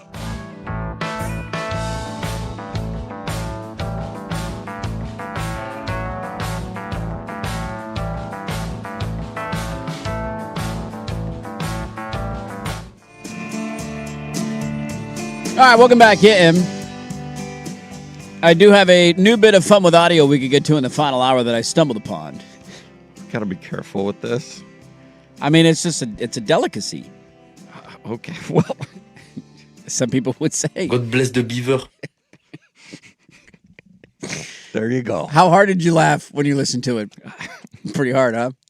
Pretty good. We'll get to that coming up at some point. Still in my producer hat on going, I don't know about that one. What the hell? We'll let it fly. Brandman, don't worry. Trust us, all right? Jesus, take the wheel. We'll see where we go from here. Somebody bringing up the fact, what if Ty Simpson has 2 rings before he even plays a game? It would be pretty wild if that were to happen. That's a good way to start your NFL career, man. Just winning a couple of rings, no pressure whatsoever, just hanging out on the sideline, taking some snaps and blowouts, playing in the preseason. That's good life. If you can get it, it's a good life. Let's stick in the National Football League. How about Devin Witherspoon becoming the richest corner in NFL history? That happened over the weekend. John Schneider keeps finding money. Yeah, I mean, they hinted at that. They had a sit down with him on Hard Knocks for the first episode where he was driving into practice, and he was not a, to my knowledge, Seahawks fan can correct me if I'm wrong. No, I don't think he was not holding in or anything. He was still a full go. He was playing, which indicated, no, we're talking. We'll figure it out. Let's get this done, man. Let's get this done. Yeah. Took longer than I think either side imagined. McDonald kind of talked about that. He addressed it in his post-game press conference on Saturday. Because I want to say the news came out Saturday of the extension, the day of the game. Friday, late Friday or Saturday. 4-year, $132 million extension includes over $101 million guaranteed. That makes him the highest paid cornerback in NFL history. And if you remember what just happened in the running back market, how somebody set a record and then it was broken. Yeah. Guess what's going to happen in this market? Christian Gonzalez is still waiting for his contract. And it's like a game of chicken. The agent wants the guy to be the record setter, but then are you the next record setter? Or are you it's so stupid that we do that. But I also get it. Get your bag. He deserves it. He's been a great corner for Seattle, one of the main fixtures for them defensively. So it makes a lot of sense, right? Like they had to make some cap sacrifices this offseason knowing this stuff was looming. Yeah. Kenneth Walker, Super Bowl MVP. Nah, man, not in the budget, right? You let a lot of your depth defensively go. That's the big mystery, the biggest mystery, I think. It's massive for Seattle this year. For the Seahawks is how is that rushing attack going to come about to balance things out for Darnold? It made Darnold's life easier. They ran the ball a ton. And oh, by the way, they killed you a play-action pass because their ability to run the football. And so it's $1 million question for Seattle this year. I don't have a lot of question marks for them defensively, primarily because of who their head coach is and his expertise and the pieces that they have on that side of the ball. Like, I know they lost some They should always be in a football game unless they turn it over a ton. Yes, agree completely. And then it's, can your offense do enough to win at that same clip? Can you get touchdowns and points when you absolutely have to? Yeah, having JSN, the Offensive Player of the Year, certainly helps in that regard. But not a surprise there, Witherspoon. That was only a matter of time until they get the deal done. Yeah, it was just working out the details, making sure it fit in their cap situation and whatever else they are planning to do. Right, because there's more to come here. Watching what they do, look, I don't want to put the cart too far in front of the horse, watching how it plays out for them and Sam Darnold is going to be really interesting. Because he's got this year, and then is it a team option or a player option next year? Let me double check. Because it was a full 3-year deal, or was it 2 years and an option? Let me see. It's a 3-year, $100 million deal. Is there an option on either side? Or is the third year not guaranteed? There is an out. After year 2? After year 2, which they're not going to do unless things just go. Unless the player can either opt way, out. yeah, that's true. I don't know if it's a player or a team. It doesn't say. It just says potential out after 2 years and $69 million. It would be $19.2 million in dead cap against the team. Okay. So that makes me think it's a team side where they have an option there for year number 3. I would think with everything else set up, so unless something catastrophic happens this season, I would imagine he would play out the contract. I would tend to think so too. But as we see this go on right now in Tampa with Baker, that seems to be heading for a divorce because the two sides couldn't come to an agreement. Baker wanted top, 5-6-ish quarterback money. Is that going to be the ask of Darnold? And are you comfortable paying him $50 million? If he wants, let's say the next 2 years run out, you don't win another Super Bowl, but you're good. You're in the mix. You're still a good playoff team. You're close, right? Maybe another something, right? And he says, "Pay me $50 million a year." You do it? Well, I guess the bigger question is, how much more does the salary cap rise, and what percentage of things is $50 million when it'll keep going up? There's no doubt about that. Time right to sign it up. His cap hit in the last year of the deal, 2027, is $41.9 million, which is not bad for a starting quarterback. $50 million on a 2-year deal. 2-year deal, yeah. Is he willing to accept a deal for that short a time? Here's what I will say about John Schneider. I think it's more about the length of the deal at that point than the money, than the dollar amount. I mean, you would think that you could have ways to cook the books where you get more of a cap or a bonus, signing bonus up front, cash bonus, and all that, so the cap hit brings down a little bit. You a big signing bonus, but your base salary is, moderate over the 2 years, and I'll give you a 2-year deal. And the second year, we'll see what happens. But you get the big signing bonus up front. Right, give you cash up front. His cap hit, by the way, from last year to this year, it's a big jump. $13.4 million last year, $37.9 this year. Okay. So that's part of the reason some of this stuff happened for them in the offseason, right? Where certain guys got to go. It'll jump up to 41 next year. John Schneider is one of the best GMs in the NFL. He's like to win 2 Super Bowls with different coaches, quarterback combo, like that is so rare in the NFL. Puts him in pretty rarefied air. His biggest strength is identifying and knowing when to move on from quarterbacks. I would argue the idea of moving on from Russell Wilson at the time was like he had won the only Super Bowl there. It was controversial. Like, you're moving on from this cat and he wants more money. Okay. Yeah. Dude, it turned out to be age is one of the best decisions we've seen in the last 25 years in the NFL. Instead of giving that guy an extension that he wanted. And the same thing goes for Geno Smith. Like, Geno Smith had a nice little moment. You found a guy on the scrap heap. It worked out. It had run its course, and it wasn't working the way it needed to. And he was, complaining about not having enough money and all that. And you move on and you get Sam Darnold. And so no matter what they end up doing, if I were a Seahawk fan, there'd be a level of trust there of like, he's going to figure that out. I just find that to be a very interesting question for them 2 years from now, because there's no questioning he's a good quarterback. He was awesome in the NFC Championship game when he most needed to be. He also, So did he discover something? Did Darnold discover something in the process of going through all that now he can apply, and we can see more of what we saw in the playoffs, game to game in the regular season? Yeah. Or is it still going to kind of be a little inconsistent, and every once in a while we're going to get that 3-pick game? Like, where did that come from, man? Yeah. Like, that's the funny part about him is that he won a Super Bowl, and you cannot discredit the impact that he had in that, because without him playing at the level he did in the NFC title game, they don't win. They don't get there. Their defense got shredded by LA. That was a high-scoring game, man. It came down to the wire, and their defense eventually got to stop when they needed to at the end of the game. They needed to go point for point with LA, and he found a way to do that. Yeah. And then you look at, I'm not going to criticize him for a Niner, like he didn't need to do anything. That game was over on the opening kickoff. Well, yeah, sometimes it's, hey, we need to possess the ball, turn clock, burn know clock, your role. Yeah. And just not if we don't give our opponent that many possessions, they can't score more than 17 points or something like that. His numbers on the end of the year, 25 touchdowns and 14 picks. 14 picks is too much. That was third highest, I believe, in the NFL. So you need to shift it. If he gets to 30 and 10. Yes. No doubt in my mind. If he gets to 30 and 10. No doubt in my mind. Then, okay. But if it's 2 more years of that. But if it's 2 more years of 25 26 and 15. yeah. It's funny. I don't know. It's an interesting looming question for them. It's certainly a good problem to have, right? You could just win a damn Super Bowl, so you're feeling feel fine like either way, Sam Darnold is reasonable. Like you think he's reasonable, huh? I don't know about his agent, but that's the thing here. He might say okay.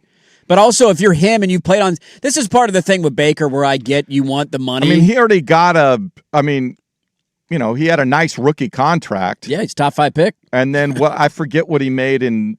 He didn't make Vikings. much at all. It wasn't much. No. So he was no. If he was smart with that rookie contract, and I don't get the sense he lives a flamboyant, extravagant life. It's not to say that he doesn't have nice things and a nice house and a nice car, but I don't see him being foolish with his lifestyle, at least that I'm aware of. Right. So, yeah, does he need to break? Does he have the ego to need to break the bank to prove something with the contract? Yeah. Or can he say, all right, I'm in a great spot making $30 million a year. Let's keep this thing going. Let's go to 45. Right. It's a good problem to have. I'm would living you large. rather have 45 guaranteed for 2 years? Or no, I want 55 up front, that sort of thing. And let's say, okay, wouldn't do that with sinus bonus, but then the second year we're we're putting the cart in front of the horse a little bit there. It's just an interesting question going forward for Seattle with me of how do they handle that? Because he certainly was good in big moments, but he led the league in turnovers. So there's there's each side of the coin that you can look at, but he won a Super Bowl, and But I think this year takes cake for people. This year for him, I think we don't have to worry about the naysayers of can he do it or anything like that. No. But I think his ability to elevate him to a different level or to erase all of the bad memories and put it on, that was his circumstances with the Jets. That if he has a clean and takes that step and he's in control. Yes. Because they are going to have to throw it a little more. The passing offense is going to have to be a bigger part of their success than it was last year. And that's a fair ask. You got good weapons. The offensive line is solid, and Darnold's. You don't I know it's a what new your system, running back situation is going to be. You don't have one workhorse you can just toss it to. So he does that. He's cleaner, cuts down on the mistakes. More efficient. That's definitely another side of this argument of what if he continues to progress. Yeah.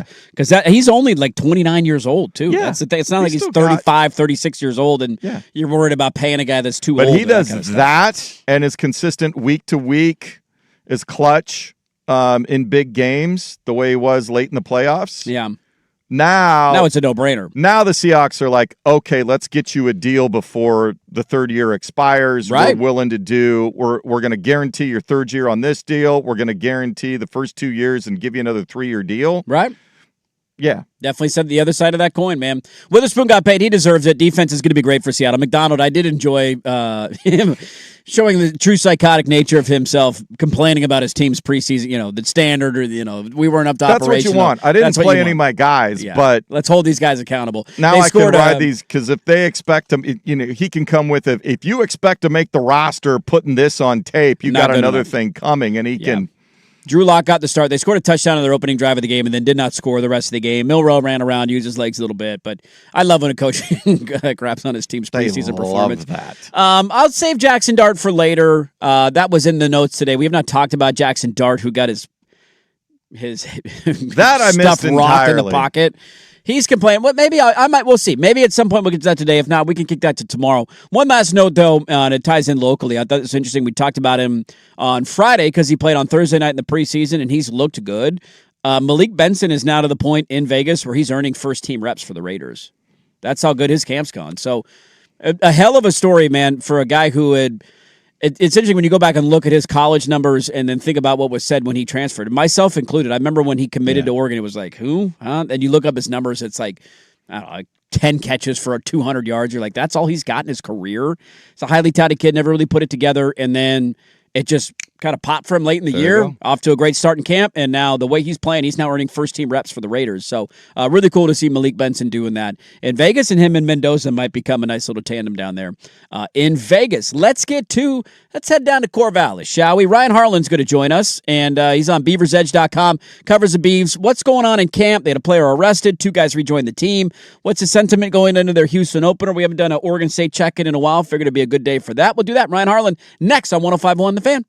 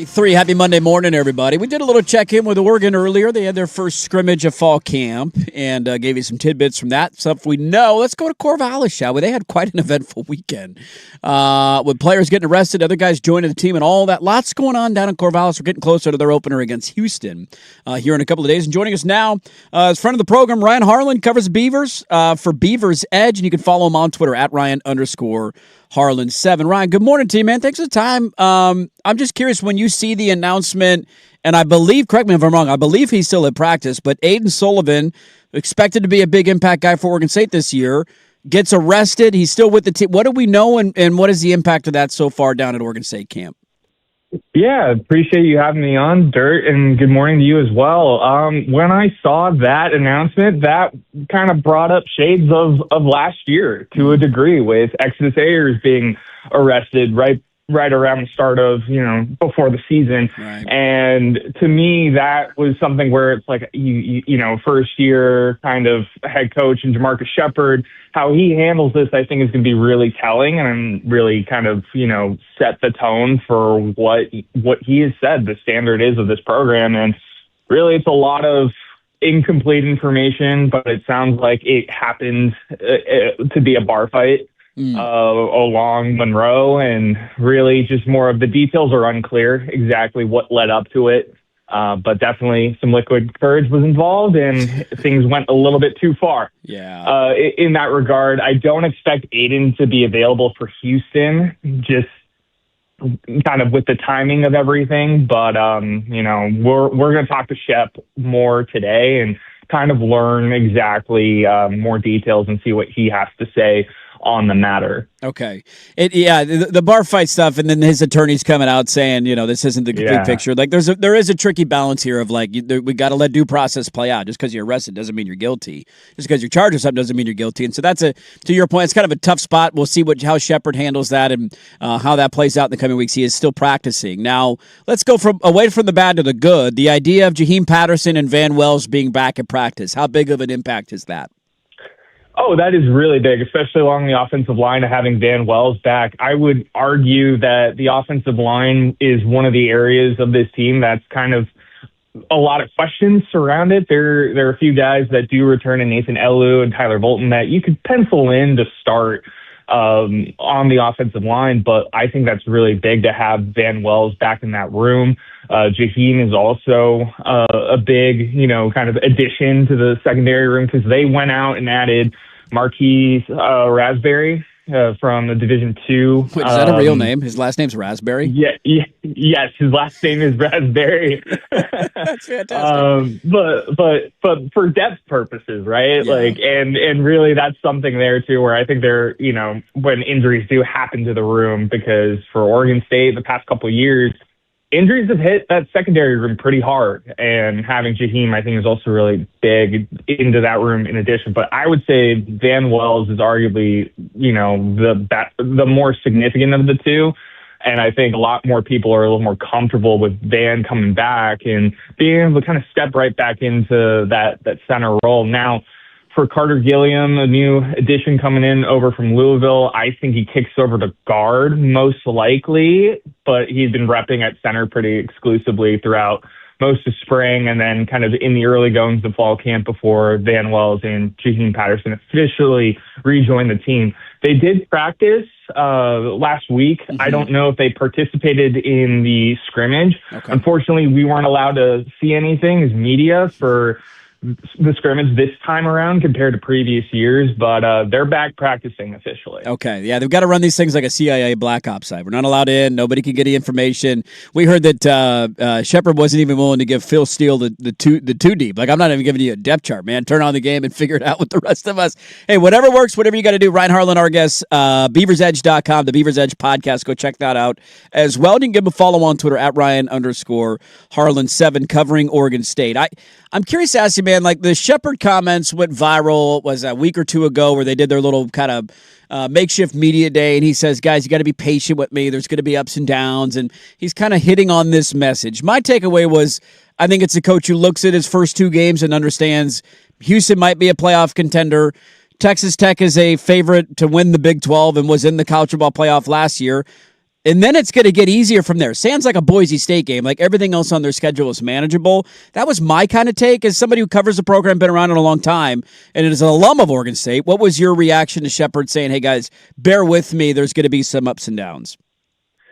For me, to be quite honest, I think a lot of people read too much into his comments early on. And also, I looked at it as, this is a rebuilding football team coming into his first year. Like, there's going to be adversity. To say that there isn't going to be any adversity, I think that's just lying to everybody, right? Like, I'd rather have it straight from the coach's mouth and be honest and say, hey, look, this year is going to be tough, but at the same time, we need you to show up, show out. Like Shep has said that, even with his full team out there won't be a full team out there because the crowd is a part of that.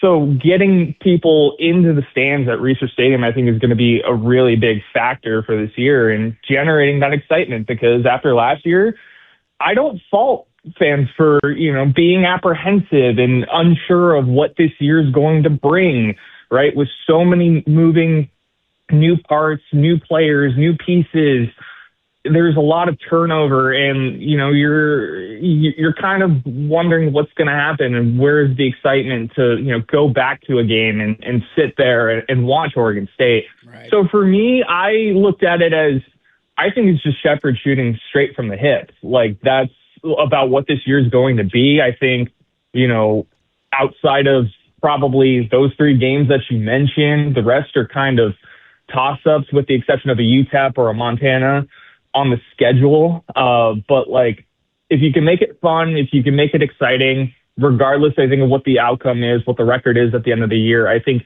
you're going to be able to bring in a lot more people back into Research Stadium and kind of generate that excitement that's been lost for the past couple of years, going through the collapse of the Pac-12 as we know it, to the kind of weird pseudo partnership with the Mountain West, to this kind of weird quasi-independent thing that you were doing last year, right? I think that's just where I kind of look at it as this is what the year is going to be. We need you guys as fans to come up to Corvallis and show out, and we're going to keep building something until we get it right. Yeah, that crowd, I would imagine, for that home opener against Texas Tech should be. I mean, it's hard to top, opening against a playoff team, all the controversy around Tech this offseason, and them being a lightning rod and all that. I'd imagine that's a great atmosphere in Corvallis. I would hope so, at least for Game 1 at home of the of the Shepherd era. They bring in Malik Murphy a year ago, and I remember, that news kind of surprised a lot of people. This guy was a starter in the ACC. His numbers were fine. Duke moved on from him. They upgraded a quarterback, to be fair, because Mensa was really good. He comes in, though, and obviously was underwhelming on the year. 9 touchdowns, 8 interceptions. Surprised that he stuck around, but he did stick around. What are we hearing about the quarterback position? Is it his? Is there any competition? And what are the thoughts in a new offense for Malik Murphy if he is the guy? Yeah, I was actually initially surprised when Murphy elected to stay. That even caught me off guard, because I think after last year, you wouldn't have blamed him for leaving or finding a new spot. But they bring in 2 new quarterbacks in Brady Jones from Western Michigan and Braden Atkinson, Jerry Rice Award winner from Mercer this past season. My thoughts on the quarterback room are, I think it's Malik Murphy's job to lose, being the incumbent in the room, and they're making it a true quarterback competition. We're going to get a little more clarity from Shepherd on how each of the quarterbacks looked, but I think this quarterback battle goes until the 11th hour, right about until game week 1 against Houston. It's still kind of close to me. Brady Jones has had some good moments in practices from what we've been able to gather from what the coaches have said. Braden Atkinson as well, too, has had some good moments. Malik has also had some good moments. It's still really close, at least from my gauge on the room as a whole, but I wouldn't be surprised if this goes until the very end and we really don't know who's going to be out there at quarterback until, you flip on the game and you see whichever of the 3, right? That's at least how I look at it, but I think it's Malik Murphy's job to lose. Okay. Last one I got for you, Ryan. Great stuff, man. It's been good to get some insight on what's going on in Corvallis. It's always hard, and this is a difficult question to answer because, everybody's shutting down access, and it's not like you're there jotting down notes every day of ooh, that was a nice play. Let's remind that. But as you can get little tidbits and hear things. I think one of the difficult things Oregon State fans have had the last couple of years, I would imagine, is there's so many new names, and it takes a while to learn those new names, and then some guys enter the portal at the end of the year, and it's you're learning a new roster. So of the new names, any that are getting uttered after practice of man, that guy's looking good, or this guy's making plays, anybody that's standing out in terms of what you're hearing that fans will maybe start learning in that Houston game and then going forward? I would say that there's a lot, and I'll try to keep it as condensed as possible, but Kai Wheaton has definitely stood out. Yeah. Jesse Legree also has really stood out too in the wide receiver room. He's a guy that the coaches have been really high on throughout the course of spring. AJ Newberry, the transfer from Vanderbilt as well too. I think he probably ends up in kind of a 1A, 1B situation in that running back room, in that tandem with Cornell Hatcher. And then really also Dylan Lane, the local kid. He's really gotten the praise of the coaching staff and Shepherd. For a guy kind of coming into a new spot, he's gotten himself on the leadership council that they have on the team pretty quickly. Like the players voted him on really quickly, and I think that really just kind of says a lot about not only what he's done so far in practice, but also too of just how he is as a teammate in the locker room. Those are a few that kind of really kind of jump out to me as guys to watch out for. Definitely expect freshmen to have a big role in Shepherd's kind of first year all across the roster. Like Shepherd's not afraid of playing some of those guys, and I'd expect Wheaton and also Legree to have a big role. I think Legree might take a little bit of time just because that wide receiver room has been revamped and there's a lot of new names and new faces coming in. But I really like what he brings to the table, and also Kai Wheaton too. Yeah, first time Wheaton scores. We need to ask Doc Parker, is he going to drop a Wheaton's going to score? Is that going to be in the call when it happens? Or is that wasn't against Oregon State, Like it's a different rival. Everybody hates the Huskies together, right? Great stuff, dude. Ryan Harlan, Beaver's Edge. Go give him a follow on Twitter at Ryan_Harlan7. Oregon State camp in full swing, getting closer to the opener. Appreciate the insight, man, and the time. Let's do it again soon. Yeah, I appreciate you having me on, Dirt. Thank you so much. There you go. Ryan Harlan, a Beaver's Edge. Really good stuff. It's hard to get people on the ground who are plugged in day out with Oregon State. And there's very similar to Oregon now where it's like it's a military secret launch code practice, and so nobody's allowed any sort of access or insight. But I thought that was good stuff, man. I don't know have we ever had Ryan on? Is that the first time? First time I can recall. We just pop our cherry with Ryan? That was a cherry popper? Let's do it again soon. He was good. That was really good stuff from him. Check out his work, Beaver's Edge. And good insight on Oregon State. Let's get to it. Is the final hour of the radio program. Hello, everybody. The AP poll's about to get released. Let's yell about that. Where's my team ranked? Where's everybody ranked? The teams who are most likely to fall into this category this year, I'll remind you who they were last year. And then who is most likely to end this drought? We got a lot to get to and some fun with audio. It's a loaded final hour. Don't go anywhere. Dirt Sprague, 105.1 FM The Fan. Big hits, big bets, big plays. Today I'm laying the big wood. This is the Layin' Wood Report, brought to you by Mr. Plywood, serving Portland for over 50 years. Swing, drive, well hit right. Suzuki back. And it's gone. It is gone. It is gone. 3 homers for Baez. Major League history at Wrigley Field. That was Chip Carey on the call of Josh Baez hitting 3 home runs in his first 3 at-bats. The National League in baseball professionally has been around for 150 years.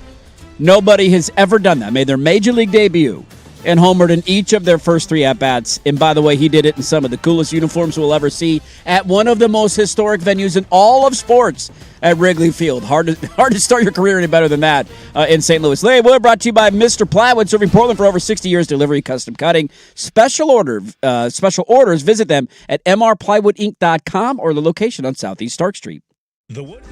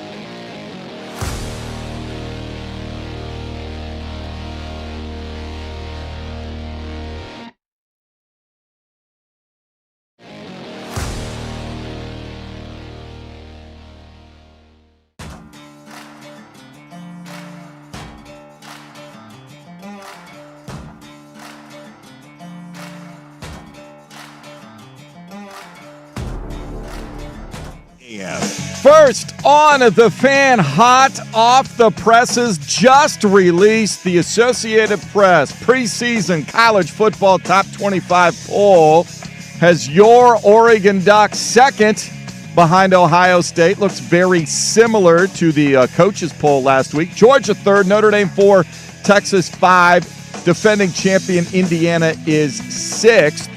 Of note, the Oregon State Beavers' first two opponents both ranked, Houston coming in 23rd and Texas Tech at 12.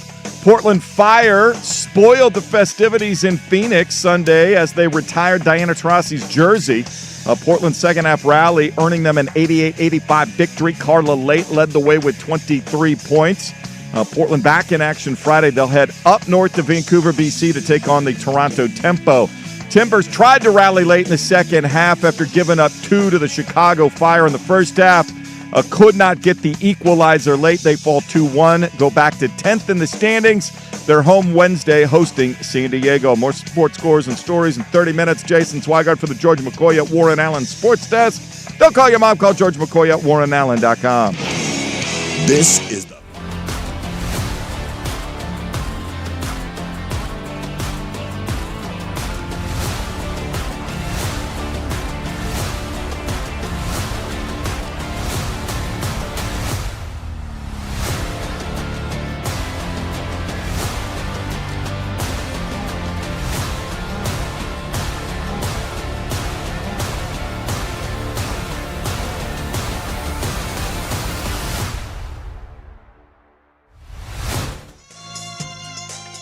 Let's do this. Final hour. Dirt and Sprague here, Portland Sports Leader, 105.1 FM, The Fan, 1080 AM, the Odyssey app, live on YouTube. Good morning, everybody. I hope your days are off to a fantastic start on a Monday. Looks like P. Harris is in a good mood. P. Harris is in a good mood. The vibes are strong. We're ready to roll. He's getting ready for his big show. He likes when Sprague's out because he can come in and get everything set up early. All situated. The line change is a lot simpler when one of the hosts is not here. Yeah, because starting a period. You got access to it. You go pop over and take care of business, man. Lots to get to in this hour of radio. We'll see if we carve out some more time for the NFL. Might kick that to tomorrow. I have some fun with audio for you, and we will play that. But we do have. And look, here's what I will say.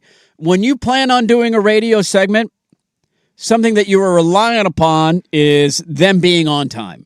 And I slotted this into the 9 a.m. segment, and thankfully they were on time. You can rely on the AP. They're not going to let you down. No. We do have.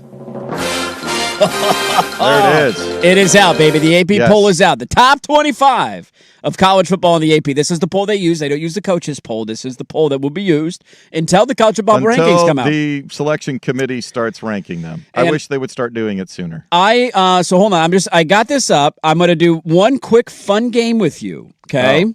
Before we read off the top 25 and where everybody falls. I have it up as well. I do too. Okay. How many teams from last year do you think started the year in the preseason top 25 and ended the season unranked? 4. Hold on. You think only 4 teams in the preseason top 25 ended the year unranked? Only 4? Not in the top 10. In the top 25. Yeah, I don't think it's as many as we think. And you're about to prove me wrong. I am, yeah. You should have hinted at me counting there because I forgot to jot down how many. Yeah. 12 is the number. Wow. 12 of the top 25 ended the season unranked at the end of the year. So just keep that in mind as we go through. Here is your top 25. Your top 10 are as follows. Ohio State, number 1. Nobody's giving us a chance. Oregon, number 2. Georgia, number 3. Notre Dame, number 4. Texas, number 5. Indiana, number 6. Miami, number 7. Texas A&M, number 8. Ole Miss, number 9. Oklahoma, number 10.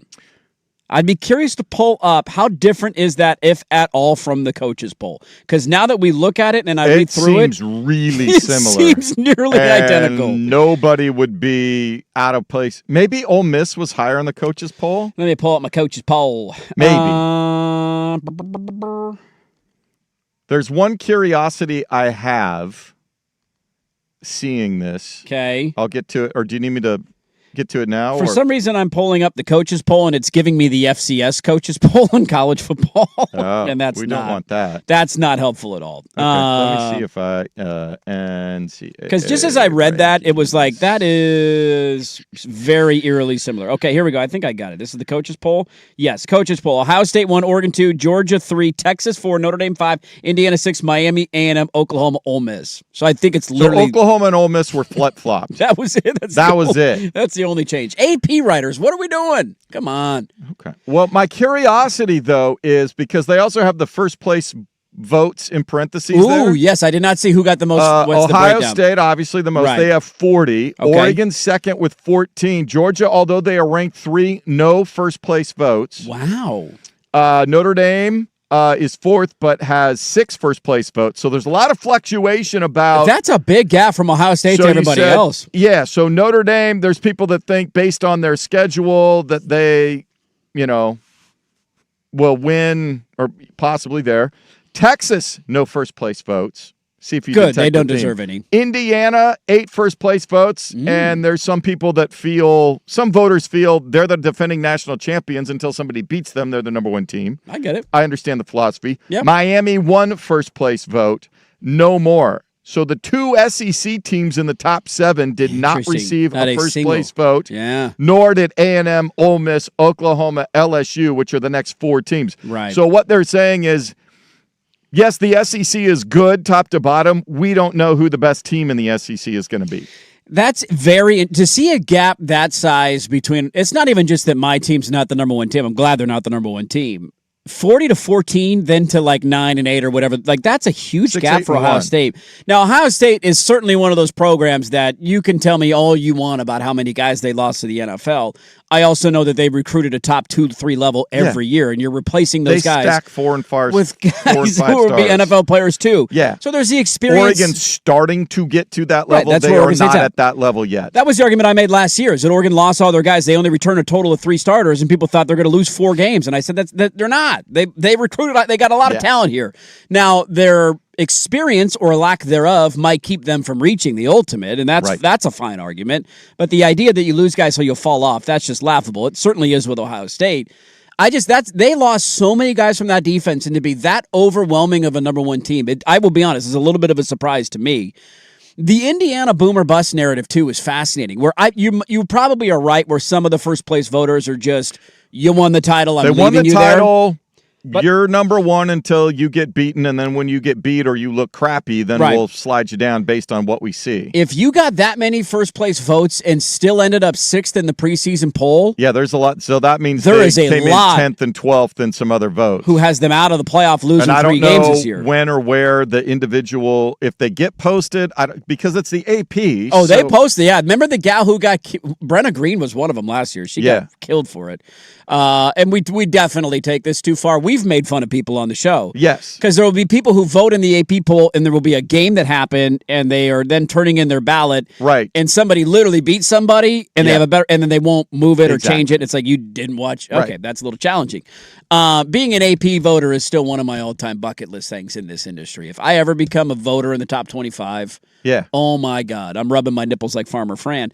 But the boomer bust for Indiana, it's very interesting because I would have guessed, if you would have asked me after the coaches poll was released, they had 2 different announcements that should have impacted where they moved, and that being the 5th year thing that was announced, where you're now another year of eligibility. Dude, they got 2 of their best defensive linemen back, and that was already supposed to be a strength of their team.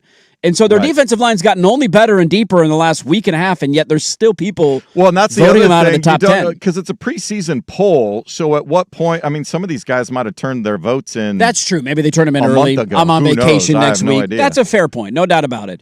I do want to play the fun game here in a moment of who are the teams, and I'll remind you, I'll go through the list of everybody who dropped off last year. A couple other tidbits here for people if you're curious. USC shows up at number 14. Yep. Washington shows up at number 17.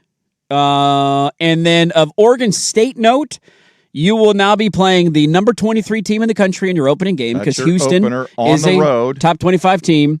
And then Texas Tech, your week 2 opponent, your home opener is number 12. Yeah. So you got 12 and 23 right out of the gate. and then it gets easier from and then there. you go play your schedule. So it's just, it's fun to look at this. I don't know how to feel about certain teams in here.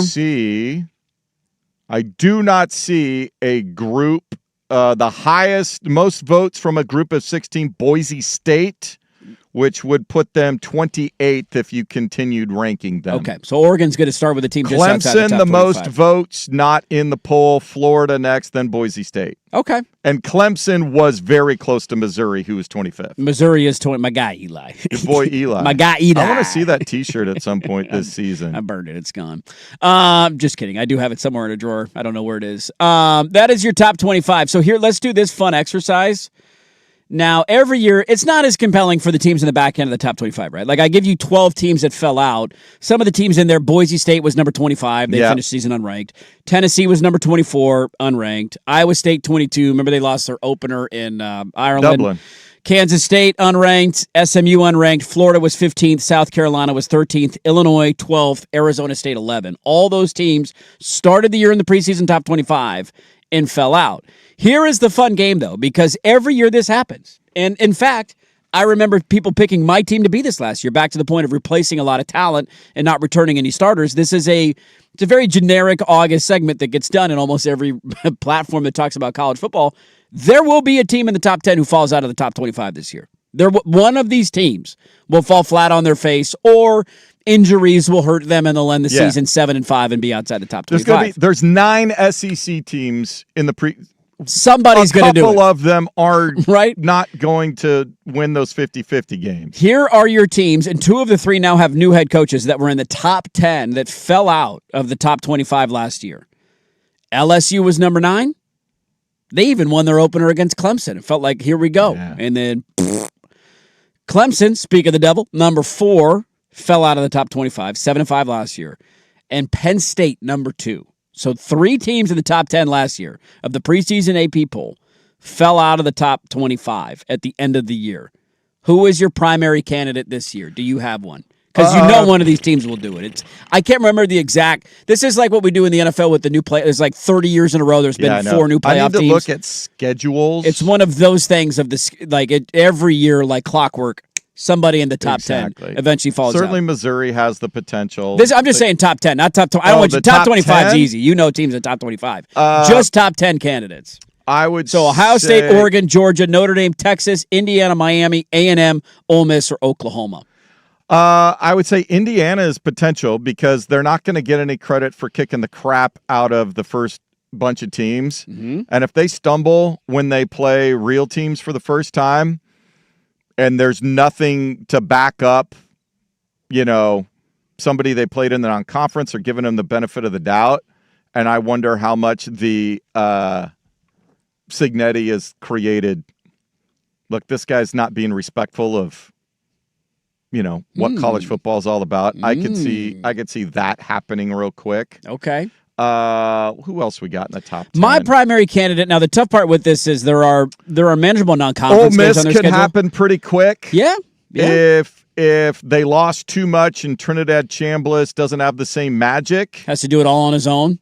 That could go sideways real quick. The first one that stood out to me was, and it's a coach that I'm super high on, so it's not necessarily something negative about the coach. It's Texas A&M. Texas A&M to me was a bit of a paper tiger. They beat Notre Dame early in the year, and that was a benchmark win for them. And then their SEC schedule was very manageable. They got LSU when they were a wounded animal.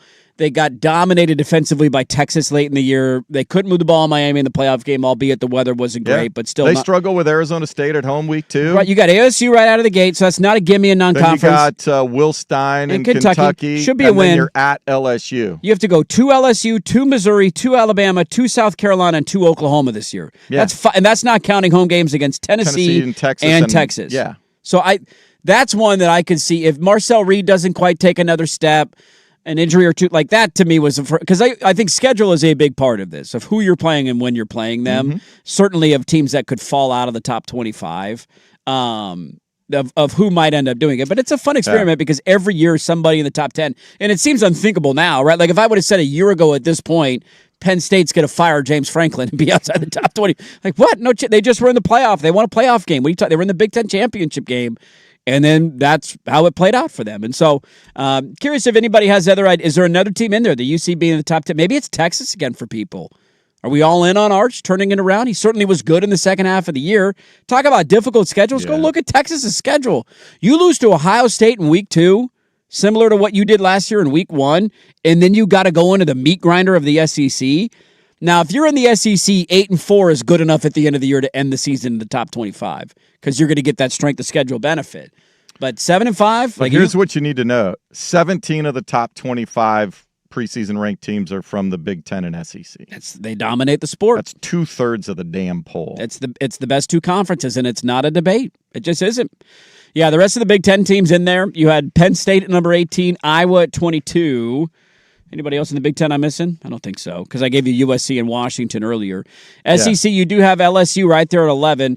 The LSU seems like such a boomer bust team for me. You could sell me on the idea of it all. Levitt has a good year, comes together, tons of talent. The mojo, you beat Clemson in week 1, you get that mojo going, and vice versa. Like you lose to Clemson right out of the gate, and then you're staring at that SEC schedule. Clemson, then you get your title at Ole Miss. Yes, I think if they handle everything that goes into the Ole Miss game and they're sharp and they're like focused, that'll be a huge okay, here we go. They mean and then business. they go, okay, it's on, Right. because then they come home and get Texas A&M the next week. One of the problems Kiffin has had too, the unique thing about him is that there's a little bit of DeBoer in him. Not necessarily that he always wins the big games, but there's moments where he does not have his team up for playing against inferior opponents. Yeah. Remember last year, the Cougs damn near went to Ole Miss and beat them.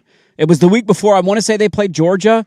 So it was a clear look-ahead spot. Clemson in the opener, they'll be all ready to go. That'll be at home. Death Valley will just be that place would be unhinged. rocking, yeah. Then you get La Tech at home. Sorry, you should be able to sleepwalk through that game. I would tend to agree At with you. Ole Miss, which is everything. Yes. And then I think if they handle Ole Miss, then you want to see how they do coming home against Texas A&M. Yep.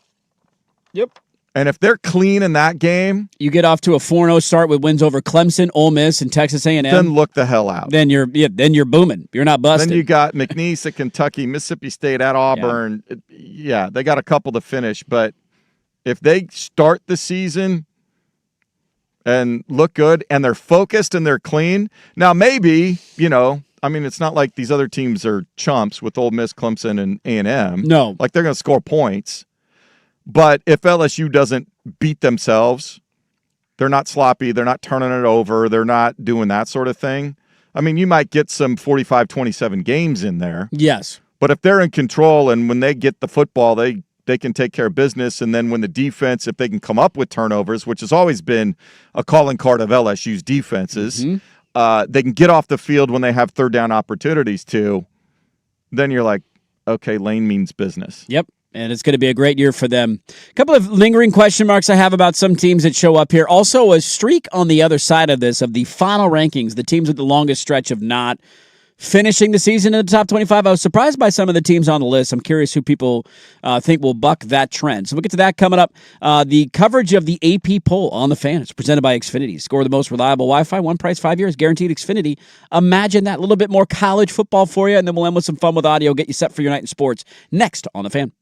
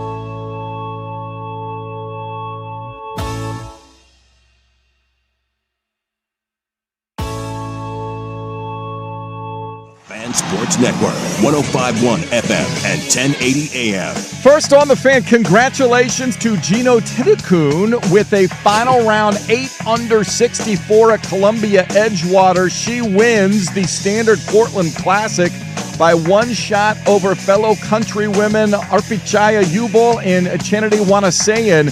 Thailand 1-2-3 at Columbia Edgewater this weekend. Well done. Sorry, was I showing off? No. Okay. You all right? No comment. Speaking of golf, how about I go to golf as well? I knew you were going here. I did not watch any of the tournament this weekend. What did Scotty end up winning by? 8 shots. 8 shots. That's not the interesting note. That they need to rethink this format. It sucks and it's just stupid. But Scotty wins again.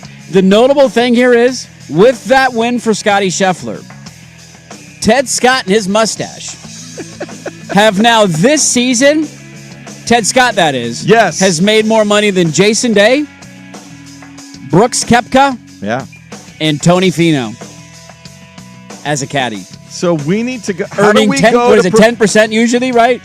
Yeah, give or take. Depends on. Earning 10% of the winning season made more than those guys. We need to go to professional caddy school. We need to find. We need to get on this kid at Florida State that won the amateur. Yes, get me on the bag. Find the next great studs. I'll hoof it for you. Whether it's LPGA, now you're not going to make as much on the LPGA tour. I'm in it to make money. I'm not in it for the love of the game. Oh, okay. Yeah. But find me a cash cow. Find the next duck or beaver stud rolling through. Make it happen. There you go. There's your update from the George McCoy at Warren Allen Sports Desk. Don't call your mom, call George McCoy at warrenallen.com. This is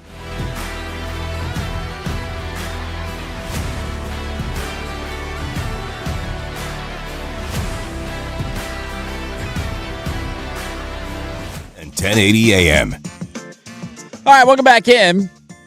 Hope everybody's Monday is going great. Did you know Binary Brewing and The Fan have teamed up for the only Fan IPA available for a limited time? Taste the Fan with Binary Brewing's signature West Coast IPA. Go to Binary Brewing's Beaverton location. Ask them about their only Fan. So good, only The Fan and Binary Brewing can pull it off. The other side of the preseason AP poll, look, it's fun. We debate, and this is one of those, like, every time we get to this time of year, one of the debates we have is the preseason polls are stupid. We shouldn't have them. Why does this exist? And I understand both sides of that coin. I certainly appreciate having a reference point, whether it's valid or not. And certainly when I give you the numbers that 12 teams in the top 25 ended the season unranked. Yes. I would just say have fun with it and don't take it too seriously. Right. My biggest criticism of it is not that preseason polls exist, because I find them fun. And we can debate it and yell about it, and it's great. My biggest thing is, after every week of the season, there needs to be a wipe clean, it needs to be a chalkboard where you just erase it. So you can have your preseason poll, that's fine. Don't let that just simply, No, if somebody lays an egg in week 1 and loses, but you have them ranked 11th, now we're only going to drop them to 19th. No, dude, get their ass out of here. Get out of there. Kick them out of the top 25. Yep. Every week it should be a wipe clean of the slate and redraw your top 25 and not do it based on what your preconceived notions and were. now that they do this with the NCAA tournament selections, where somewhere midway through the season or they send you, if the bracket were to be seeded today, this is how here's it would your look. top 4 seeds in each region. Right. So I would like to see the college football playoff committee, whenever, and especially if they start expanding it, going to 16, 20, 24, whatever number they end up on. Right. Somewhere, maybe the first Saturday of October. So your non-conference games have been played, and maybe one conference game. I would like to see a potential bracket.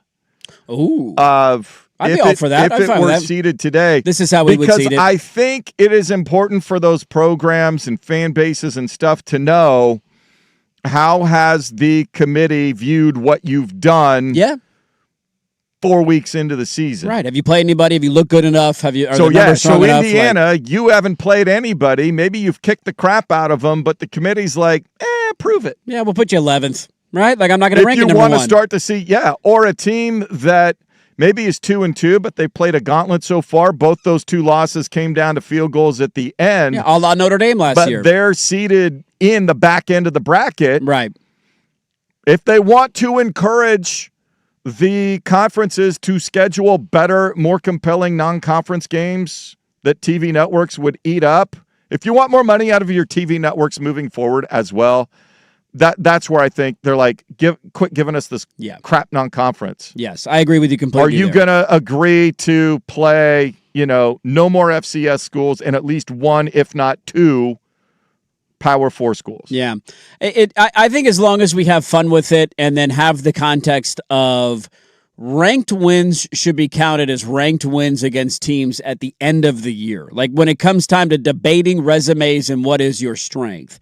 I don't like if Oregon State is to beat Houston in week 1. Let's just use that as an example. Houston comes in at number 22 in the AP poll. I don't think Oregon State's going to win that game. I think Houston's going to be pretty good this year, but you never know. Crazier things have happened. You win that game, and let's say Houston then crumbles and their season falls apart. Like that doesn't count the same way as a ranked win does, as opposed to Boise's in it when you beat them later in the year and they end the season ranked 13th in the like that's a ranked win for me. So as long as there's just a tinge of context, I'm completely fine with the AP poll. I like the numbers next to the teams. Call me an idiot, but it's fun when you turn your TV on and it's number 12 versus number 21. Like it just feels like it's more important. Marketing, like it's marketing for sure. And I also I'm a Duck fan who is very appreciative of where the program is at right now. I've seen a lot of highs and I've seen a lot of lows, and I followed the program my entire life. I remember it being a very big deal in years where you would crack the top 20 when I was a kid, and you get win a couple of games early in the season, you start 3-0, or the year they beat Michigan in the Lightning Strikes game, and you're like, dude, we're right in the top. Like you move up. It's just that was a very big deal, and so it'll always mean something to me. I don't think we need to get rid of it. I just think it needs context, and we need to wipe our slates clean every week. Those are my two asks. This is the other side of it. The poll that matters the most is where you finish the season ranked, not where you start the season ranked, because that doesn't matter. This was surprising to me. If I were to throw at you, and this is not counting like FCS teams, and we're not going that far down. Currently in the Power 4. What the Power 4 or just the Power 4? Just the Power 4. Big 10, ACC, okay. Big 12, so not SEC. Mountain West, none of Mountain West. Nope, none of American. That. Just in the Power 4 conferences. Sun Belt. The team with the longest drought finishing the season unranked. What would your guess be? Oh boy. It is, I'll give you it is Boston College. That is a really good guess. Boston College is 4th on this list. They have 18 consecutive years Boston College has ended the season unranked. They are 4th. There are 3 teams with more than them. When you hear it, you'll know it. Vanderbilt would have been this guess forever. Yeah, but Indiana would have been this guess forever. I'm trying to think, like Wake Forest, but they had a season Wake Forest is not that on the list. long ago. Yeah. Like, it came out of nowhere. Virginia? Virginia was in the ACC title game last year. Right. They damn near went to the playoff. They're really high on their team again this year, too. Finished unranked the Cavaliers at the end of the season. Yes. There's got to be some Big 12 teams in there. There actually is not on this list. It is a lot of Big 10 and ACC, to give you a hint. Ooh. Now, how new to the Big 10 or the ACC? Rutgers is not. Yes, Rutgers is number 3. They are 19 consecutive years. Rutgers has ended the season. Because they've had things where they're supposed to be good, and they had the running back who's there now, and some other stuff, and then it never pans out. So you got number 3 and 4. I'll give you 5 through 8 are Maryland at 15 years, Nebraska at 13 years, Duke at 12 years, which is ironic because they won the ACC last year, but we're not ranked in the top 25. I don't think it's Purdue because Jeff Brom was there, and that parlayed him back to Louisville. This is the interesting. It is Purdue. Oh. It is Purdue. I would have said the same thing. I would have thought he had 1 year where they would finish like 9-3 and they were 24th or something. Let me pull up because they've definitely had years where they've gotten off to good starts or they've pulled off an upset. Like I remember them beating Ohio State. Who was the kid who had the cancer who passed away? I'll never forget that game. Yeah. And that moment and the crowd getting behind it and all that. But then I'm assuming their seasons just must crumble. I didn't follow Purdue football that closely. They must have Nobody does. crumbled. Yeah, Brom, the best finish Brom ever had was in the regular season was 8-4. Oh, okay. And then he won a bowl game to get to 9 wins in 2021, and they did not end the season ranked that year. So Purdue is number 1 on the list. All right, this list. Now it's got to be another ACC team. It is an ACC team. This one I would have never guessed in a million years. Purdue, you would have gotten a guess out of me. This one I would not have guessed. Syracuse? It is not. It is a newcomer to the conference. Cal. Cal is number 2 on this list. They have not ended the season ranked in the top 25 in 19 years. Wow. 19 years. I don't know why. I would have figured at some point in there was, I guess now that you think about it, we're that far in the rearview mirror. Because I'm going to like Jared Tedford Goff days. Jared Goff didn't have a year where they were in the top 25. I know the number, like the wins and losses didn't necessarily get to where we they thought. Could have finished 9-3 in the old Pac-12 and been Right. left out. Right. Because the 3 losses would have been to Oregon and USC and whoever. But they had Tedford had him running for a while, but then I think back Tedford was gone. Number 2 one time. Oregon State beat them. Yeah, Oregon State knocked them off in Cal. They had years where they were the year. So Oregon, they were number 2. Yeah. Either I'm showing my age because I think it's 12 years ago and it was 25 years ago. That was the last time they ended the season in the top 25. That was 2006. Wow. They started the season number 14. They got all the way up to number 2. Oregon State beat them. I think that was 2006. They ended the season ranked 14th as well. They have not. That was the last time they ended the season so 20 in the top seasons, 25. 21 seasons. Isn't that remarkable? Crazy. So if I were to ask you, because to me it's a pretty easy guess. Cal is the answer here. Like if we're picking one of these teams to end their streak, would it be Cal? Because I'm actually pretty high on Cal this year. It's just a matter of how much newness, when does everything get settled for Tosh Lapoy and all that stuff. Yeah, they got the quarterback back again this year. The ACC's not a gauntlet. No, it is not. A couple of teams that you have to, and I don't know how many of them are. I haven't looked at their schedule. Right. Not all. There's not a ton ranked in the top 25. I know they open with UCLA in their first game. That's kind of a barometer game for me. That's one of those games. Isn't it late night or is it Pac-12 like Friday after or dark? something? It's a Saturday night, week 1, 7:30 kick. I believe. If I'm still awake and coherent I'll be after watching all every of the second college of that, football that day, that's one of those curiosity games. Like, okay, what are these guys dealing with? Yep, they do not. Same thing about the Minnesota-Mississippi State game we were talking about. Yeah, it's the same thing. The Big Ten, bottom of the Big Ten versus the bottom of the SEC. Yeah. It's funny you brought that up because our guy Pate actually argued on his show. He was doing the Big Ten versus SEC debate. And he was like, if you want an actual barometer, that's it right there. Because everybody says the strength of the SEC is more challenge. Well, Mississippi State's a hard place to go play. Mississippi State's probably picked to finish no higher than 12. If you go get worked by Minnesota, does that tell you that the bottom of the Big Ten is harder than the bottom of the SEC? It's funny. And Minnesota is typically a 4-5 team in, then they win non-conference games. Enough in the non-conference to be bowl eligible. Because I think they have some absurd 9-game bowl winning streak or something. One of those random stats that shows up and you're like, what? Huh? That doesn't make any sense. Cal opens with UCLA. That is on week 1. It's 7:30 on ESPN, so it is true Pac-12 after dark. Oh, give it to me. Rod Gilmore is going to pop out of a booth and start talking So nonsense. I'll be able to catch that one because we wrap up. It's Fan Appreciation Week then for Labor Day weekend for the Hops. That is a 7:30 kickoff Which means it'll be a 7:47 kickoff. Yes. Yeah, dude. The other game will run late. So it'll start on the U. I will get home middle of Watch the that. first quarter to take that one in. Seeing Nico versus JKS, 2 fun new coaches, that's a fun game. For week there's one. there's a lot of great selling points for that. As we wrap up our college football conversation, I did enjoy this one. One last bit of audio for you, and then we'll have some fun with audio in the last segment. Don't you worry. Hopefully, I don't get fired. We talked about Kyle Whittingham last week. He says he doesn't hate Ohio State. Would that help you if I hated Ohio State? He's getting dragged for all this stuff. I think Ryan Day saw the opportunity and said, you don't hate us enough? How about we change the way we operate because we hate you more? It first came to me from our administration as an idea, and we talked about it, had long conversations about it. The traditions at Ohio State here are significant and very, very strong and something that we all respect. And what we don't want to do is, do anything that's going to disrupt any of those traditions. But when we look at all the things that go on that weekend, the way things have changed, there's some things that we thought about. And I think the first thing was if we want to keep that game, the much of that game, the focus on the game. And the more distractions we have, there's already enough distractions during that week. And so this was just one more thing that we felt like we could move.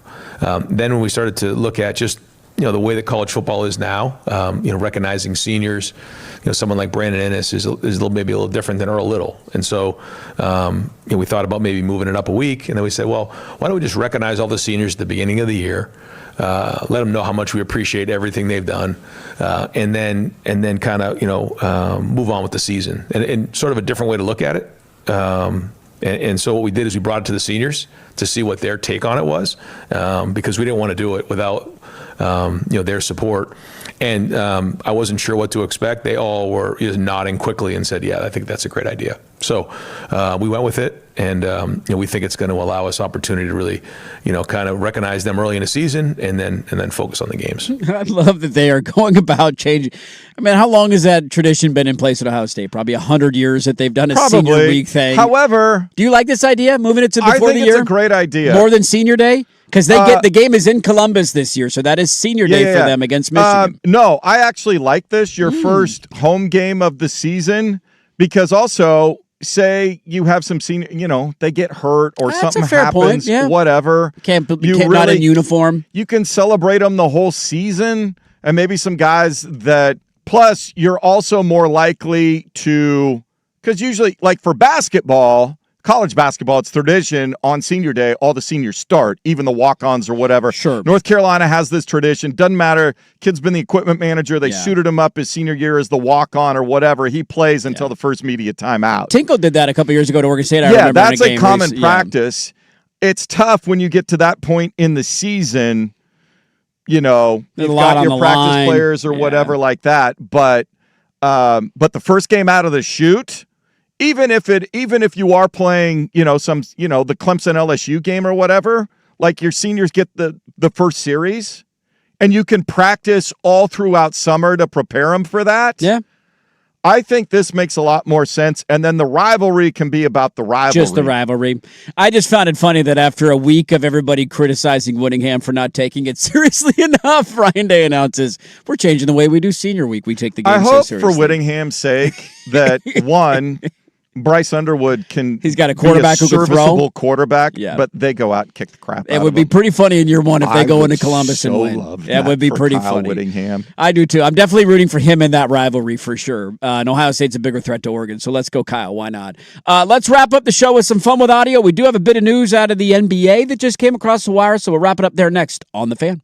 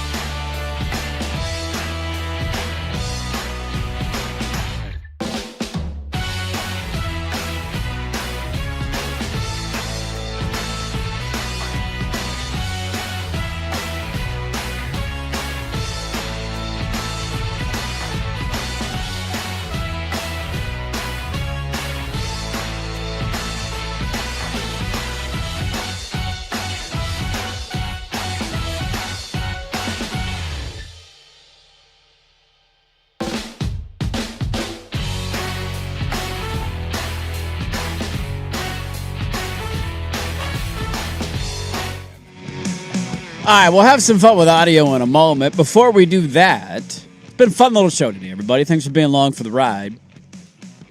I don't know if anybody alive is surprised by this.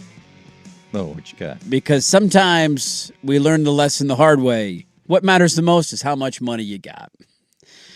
This looks like, at least on the outside in, another example of that for me. There is a massive investigation looming in the NBA. There's a massive trade this offseason. I suggested last week Silver should be on the phone to every his day. law firm. What Where's my damn report? What are we doing? Where is my damn report? The trade of Kawhi Leonard is still up in the air. Well, kind of, maybe not. Now, not anymore. Here's your report. Here is your report, and I love that these come out from sources close to both sides are indicating to us. Here is what the report reads, and that is, quote, the NBA has found no evidence showing that Clippers owner Steve Ballmer funneled money through team sponsors to pay Kawhi Leonard in order to circumvent the salary cap, according to 3 people with knowledge of discussions between the two sides in recent days. Instead, the NBA is focused on whether the team's introduction of Leonard to team sponsors constitutes a violation of the league's rules prohibiting salary cap circumvention.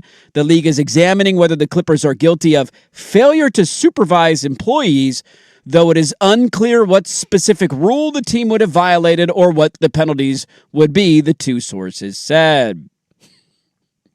So they're going to get off scot-free? Ballmer's lawyers are better than the league's lawyers. Nothing's going to happen here? Is that what you're telling me? Is that what you're telling me right now? Nothing's going to happen? After all of that, for your Pablo Torres out here winning journalistic awards for his excellence in reporting on this, and the NBA is going to say, here's my question. Couldn't find anything. Who's Pablo talking to that the NBA can't talk to or won't tell them the same thing? That's a great question. I don't know. I have not dove into all the Pablo material. You just read from the outside. I'm not diving. I don't care that much about this story. The Clippers haven't done anything. Again, which led to my next question was, why doesn't the NBA hire Pablo Torre in their security department? Well, they don't hire Pablo Torre because Steve Ballmer's the richest owner in the NBA, and they don't want to piss him off. Dare I say, the guy who just built a $3 billion stadium with his own money, you don't want to get on his bad side, NBA? The Clippers are an irrelevant franchise, and he is the only thing propping them up. With his unlimited buckets of cash, well, who do you not want to go after? Now he's got to pay off the debt or whatever. He's not going anywhere. I know. This is how these things usually work. Maybe there actually is no evidence. I don't know. I don't know enough about the story to opine either way. That is the least surprising thing I've seen in a while. Couldn't find anything. I don't know. Just fail. This is the. At least he's smart to understand. I mean, somebody is like, okay, this is we can have no record of conversations. Yes. Clearly had enough to hide. Wipe their tracks clean. Nothing to see here, NBA. It's all good. All right. From that note, let's end with this. Hopefully this one doesn't get me in trouble. This shouldn't get me in trouble. This was on a local news television. This was said on television. Yes. Now, what is this? Good Day Detroit. Who doesn't watch Good Day Detroit on the NBC affiliate in Detroit? I'm a religious P1 of Good Day Detroit in the morning, okay? It's what I watch before I come in every day. And this morning, they were having a conversation about, I don't know what the word, exotic food animals, I believe is the best way to phrase it. What kind of exotic animals would you be willing to eat or not eat? And this is what happened on Good Day Detroit. And again, they're ice fishing because everything is frozen. Mm-hmm. And you're looking for fat in the beaver. Yeah. The beaver is the beaver is the most sought after. It is. Ryan, do you think you could eat beaver? It's fat and then it's meat. I'm so glad he lost it. So good. They all got sick. It's so honest. Well, they all got sick after this. Can't eat diseased animals. Oh God. She's dead serious, by the way. She's following the story. Dead serious. I don't know anything about this show, Dina, but you're really funny. Okay. You are a really funny gal. So if she knew what she was doing, props to her, and props for keeping it on the rails, because that's not easy to do. When the Giggle Factory takes over, it's not easy to hold things together and hold on to the reins, and having some time to time on the show. If she understood what she was doing for comedic effect? Yes. That's brilliant. If not, it's also hilarious. It's hilarious that she only is, one guy got the joke. So focused on the story, not understanding just reading the prompter. Why he's losing it. Have you ever eaten beaver? I have not. I have not either. Is it good? I have no idea. Why don't people do that in rivalry games with Oregon State? We get that all the time. People cook the duck, we'll eat the duck. Well, why don't we do that to the beaver? I don't know where you would find. That's a good question. Butcher quality. Evidently, there's a lot of fat on it. Okay. I like fat on my meat. Well, yes, duck is very fatty. Yes. You know, that's part of the duck thing. Is delicious. Even though you can't have foie gras in Portland anymore. Right. But if I ever find the people.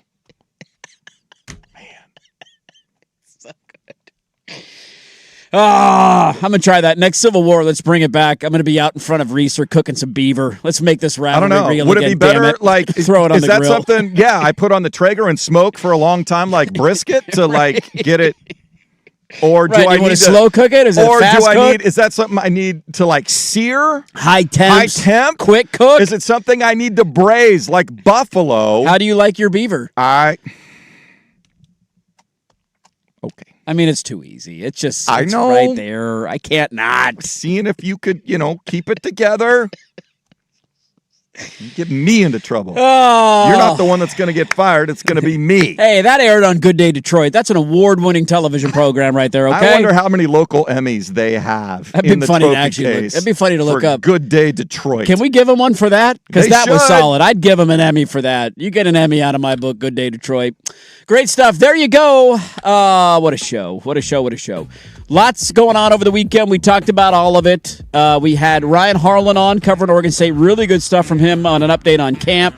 We had a player get arrested over the weekend and a couple of guys show back up from the 50-year eligibility rule. So that was great. Go check that 1051thefan.com. We talked Damian Lillard. We yelled about Damian Lillard. Kurt Signetti's scheduling. Yeah, it's a very shut up, hot, Kurt. contentious show today, but that's good. We like that. Ducks are number 2. Nobody's giving you a chance. Man. I see you, AP poll. Not number 1, huh? Or 14 first-place votes. Only 14 of you, huh? I'm going to write down the names of the others. I remember. People don't forget, everybody. It's okay. He's going to go find those 14 voters, and they're going to be on the show the next 3 weeks. Don't worry. The poll that matters is the Dirty Poll, and it starts on Thursday. We'll have some fun with that, going team by team in the rollout. That will do it for us, folks. Thank you so much for being a part of our Monday. Again, if you missed any of the show, go check the podcast, 1051thefan.com, at 1051thefan on Twitter, and at Dirt and Sprague on Twitter. We will talk to you tomorrow at